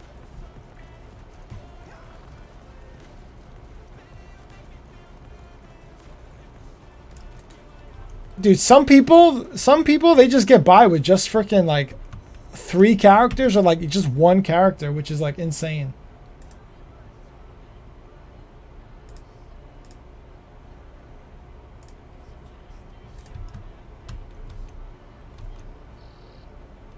It's actually 8 to start, Black Cat.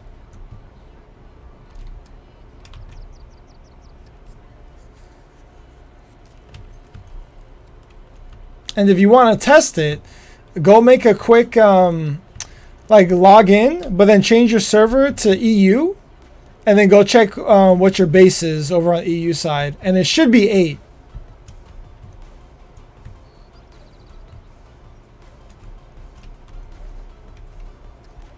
Because right now in EU, I've only got 8 character slots, but I've only made 6 characters because I'm not freaking doing all that shit again.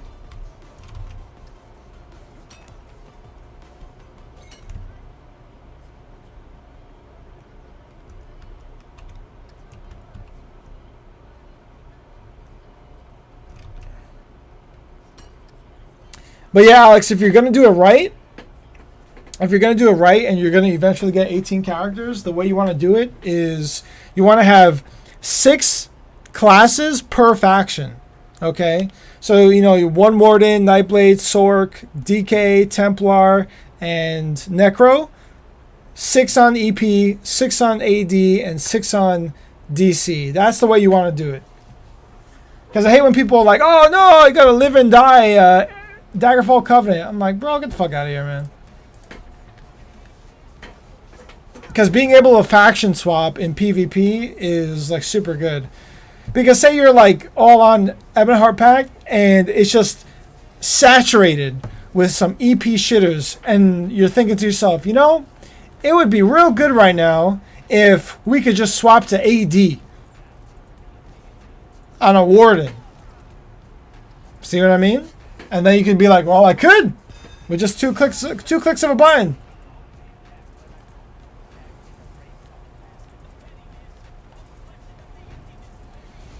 I'm currently on EU leveling my 700 CP. Just got my first mythic. Nice. Markin? Dude, once the Oaken came out, that was the first thing I got on my EU character. I haven't got any of the mythics. I just got Oaken Soul, and then I just like left after that. I'm still only CP 200.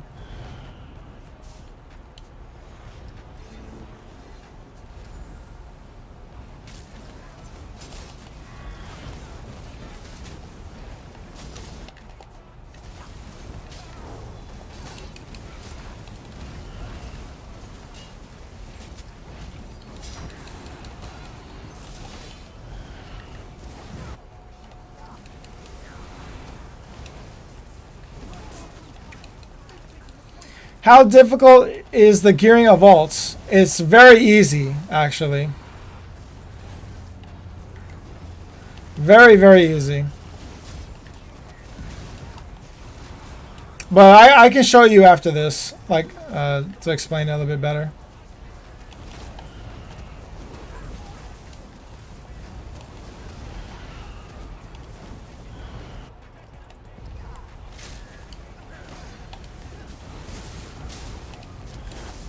Block, block, block, block, block.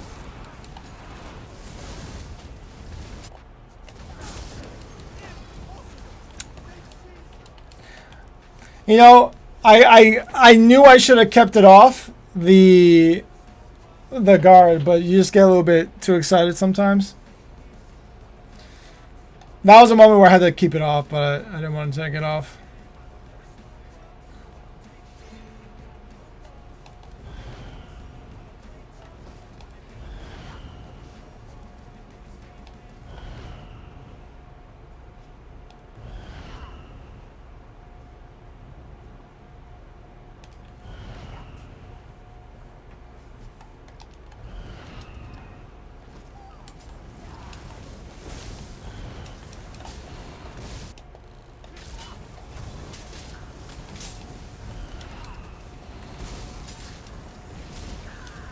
Yeah, I'm gonna take this off for a minute. I'll put it back on my guy if he needs it.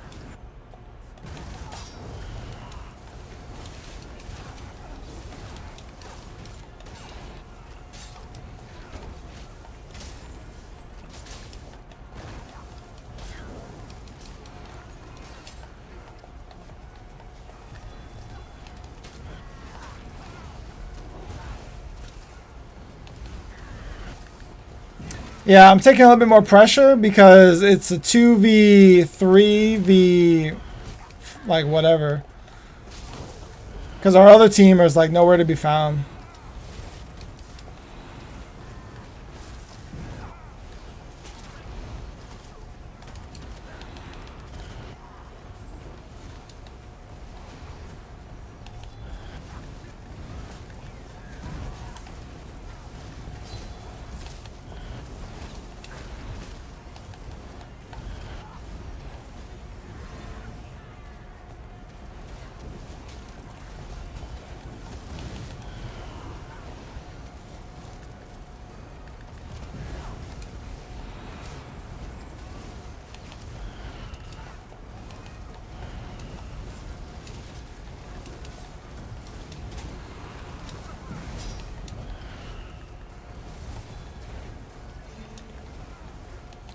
Why is this third guy over here, man? Leave us alone. See, I'm taking too much pressure. I gotta take this thing off.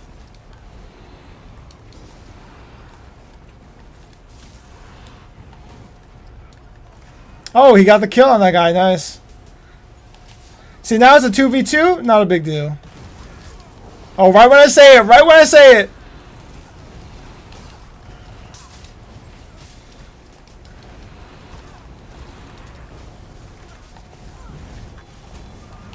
Oh. Who's bringing Dark Convergence in here, bro?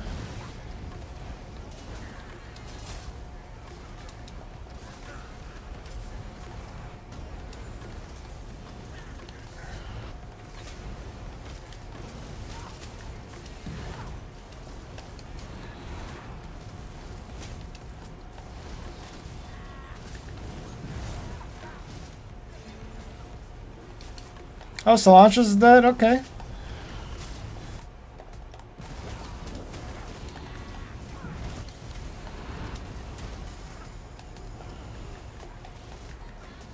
Block the Dark Convergence.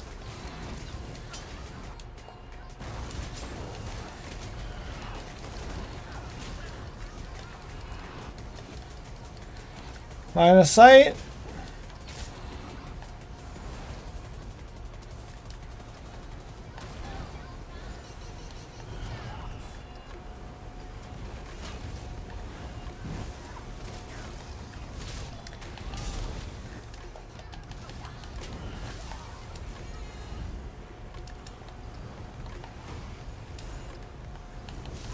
Woo! Yeah, it's a little bit easier to survive as long as you take off guard and use it. When you use your brain and take it off.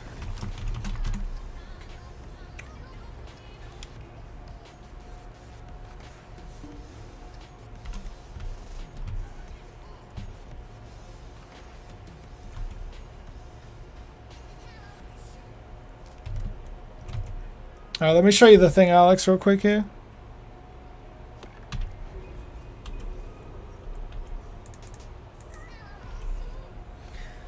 What time? 11:18? Okay.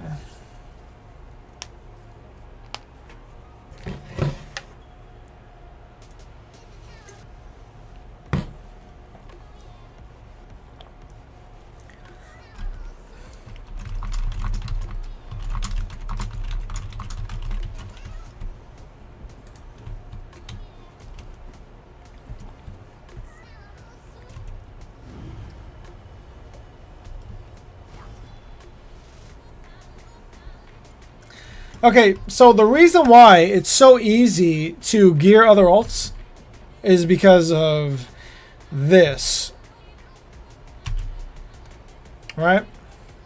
So, for example, if I got my Warden healer, okay, and I got like a particular build loadout already kind of figured out, whatever, but then my raid lead is like, hey, we need you on a Templar instead. Same gear, just the Templar. I'm like, okay, no problem. I switch to my Templar, okay, and then I come to my chest here, and I just load the same gear. That's it. So I would go to my healer set. This is an add-on, by the way. And I'm like, okay, I need... What do I need? I need Spell Power Cure with Powerful Assault or no. We'll say Jorvolds and Roaring Opportunist. So I'll pull those out.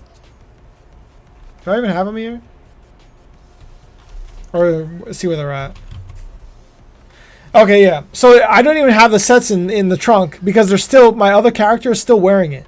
So before I switch, I just have to take the gear off, put it in the chest, and then switch characters and grab it from the chest. That's pretty much it. So if you think about it like that, it's pretty simple, but a lot of people kind of get it all stuck in their heads because it's like, oh, but then I got to take gear out, put it back in, take it off and put it back on, whatever, blah, blah, blah. Dude, like, think about, you get dressed in the morning, okay? You go to work. You come back 8 hours later, 10 hours later, whatever. You come home. What do? You take your hat off, you put your clothes away, and you get your pajamas on. It's the same bullshit, Like when I'm done streaming for today, what am I going to do? I'm going to come to my house, okay? I'm going to disrobe, okay? I'm going to put on my PvE crafting gear, all right? And then I'm going to come to my banker. I'm going to deposit all my gear that I was wearing, okay? And then I'm done. That's it. I'm done. I'm going to bed. I'm home. You know what I mean? So that's how simple it is. But people, they just overthink it too much.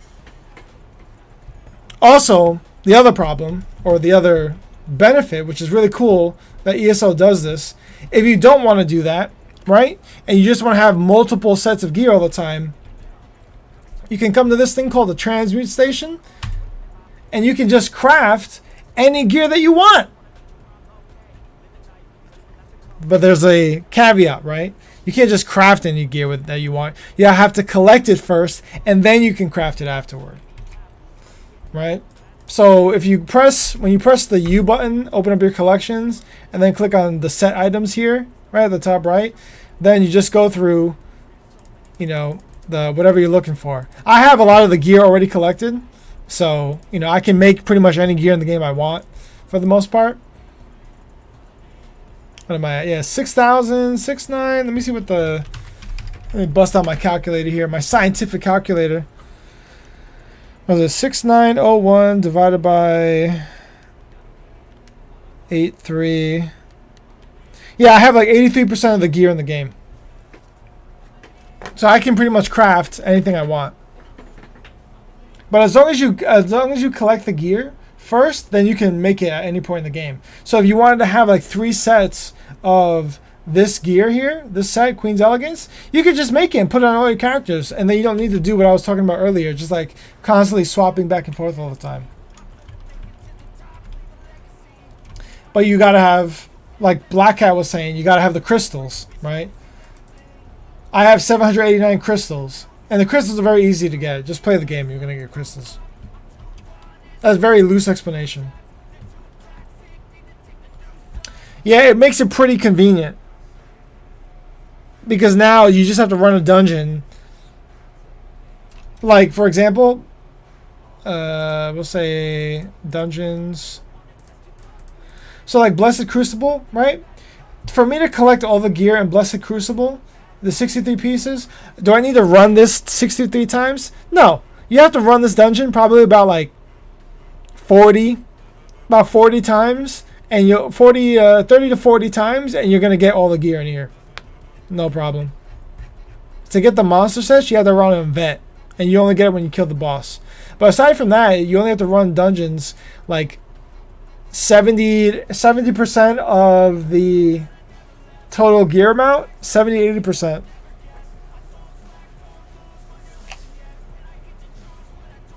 And then once you have it all collected, then you make as much as you want.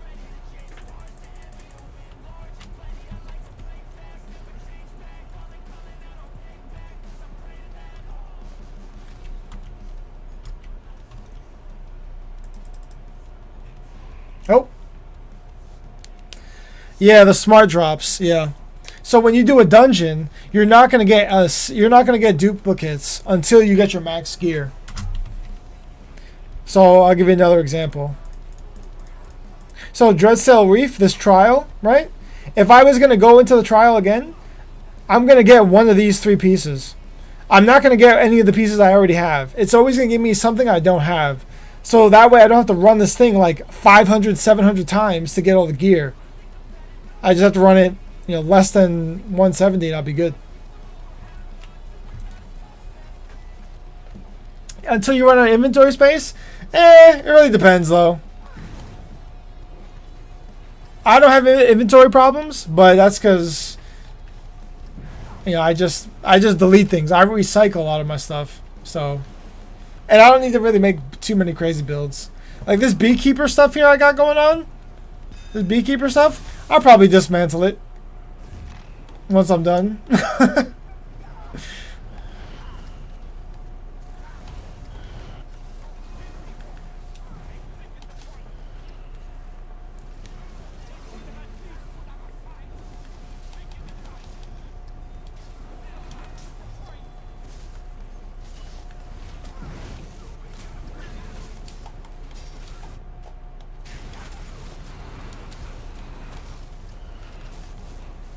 Oh. I took off the guard just to preserve my own existence.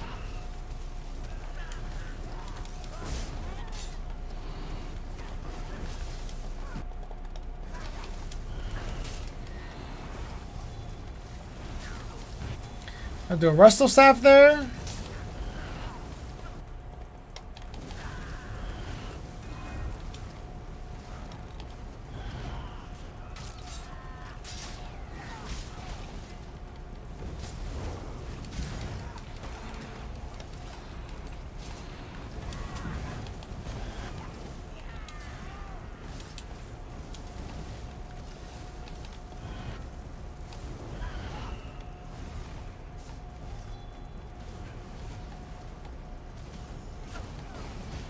Damn, dude. That little guy got smoked.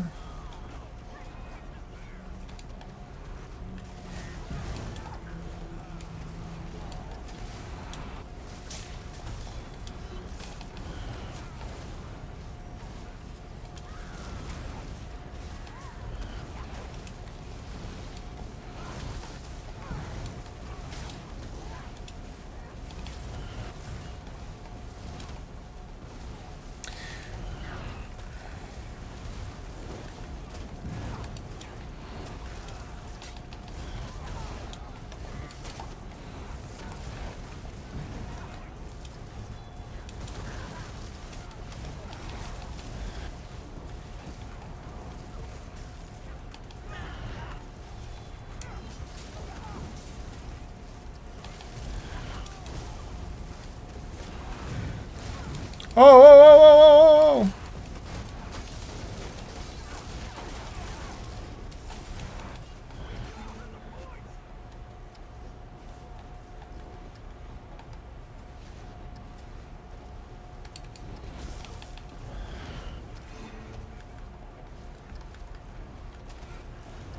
Damn, dude.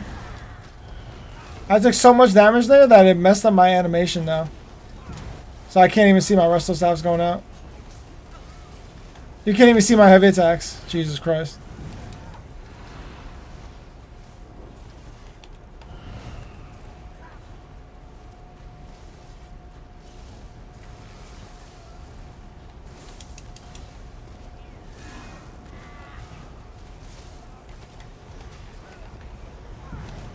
Poor guy.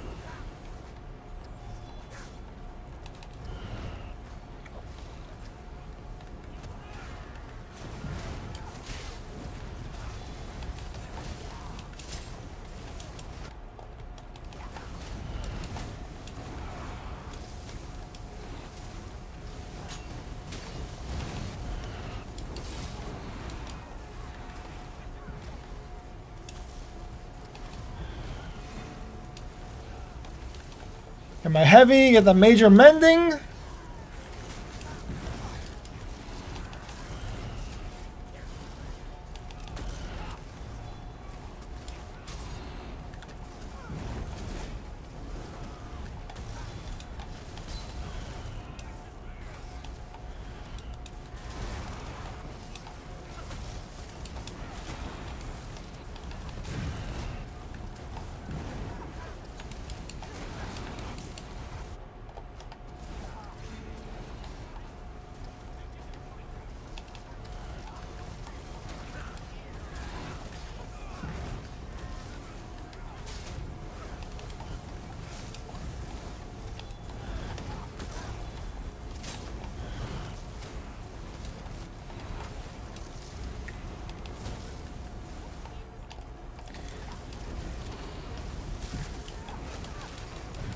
Why am I stuck?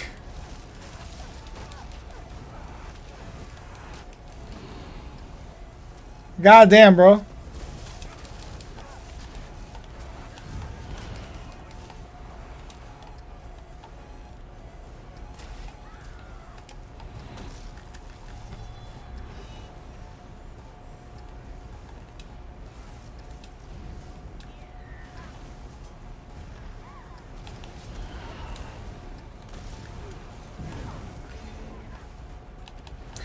Definitely gotta be mindful of sustain. For sure. But again, there's context to the whole situation. Right? I wouldn't be having these problems if it was our whole team was here. But because we're in like a 2v4v 2v3v4. Oh, Avalon, I know that guy. He's really good. He's pretty good.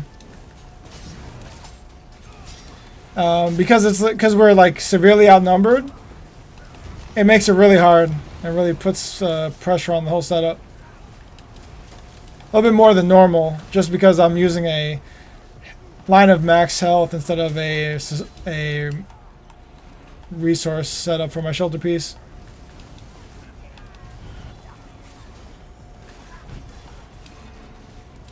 Yeah, Zos features that little light stone over there, that little crystal.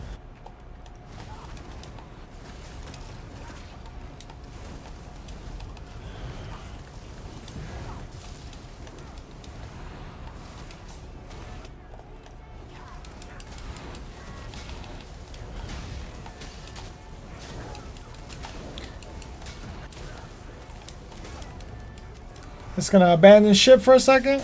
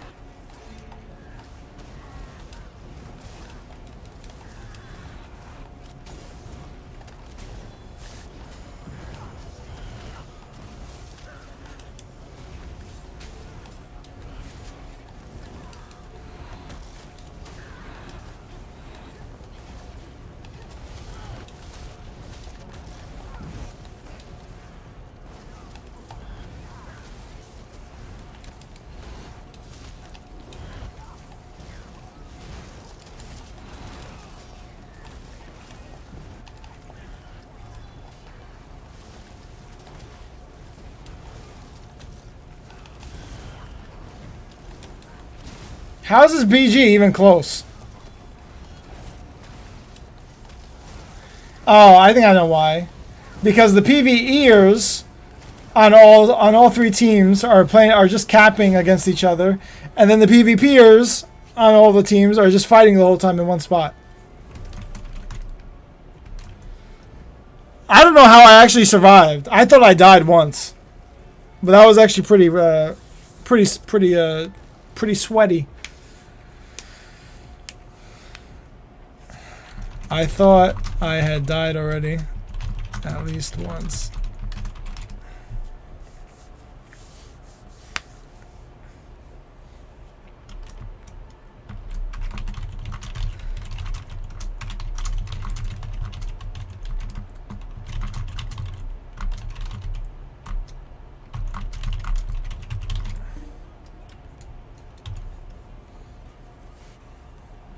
Yeah, I like guard. Guard is definitely viable, but as I just said over here to my buddy, if you gotta implement self-preservation, drop weight, abandon ship, disconnect from your buddy, and just recover until it's safe, and then get back in there. That's definitely the way to go.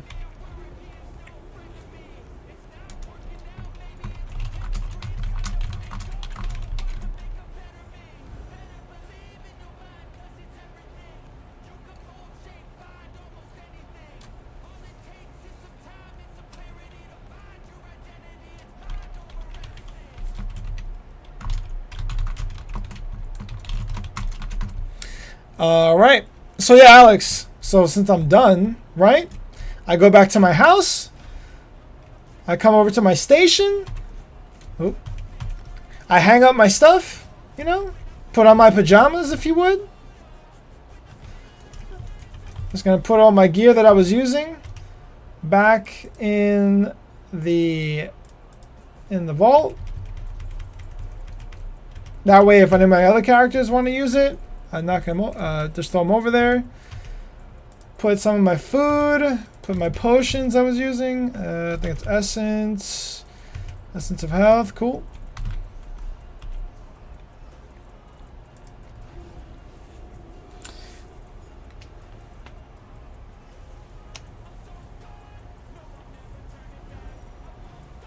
And then once I put my pajamas on with these guys, then I go to I go park them at Somerset. That's where I like to do my writs in the morning.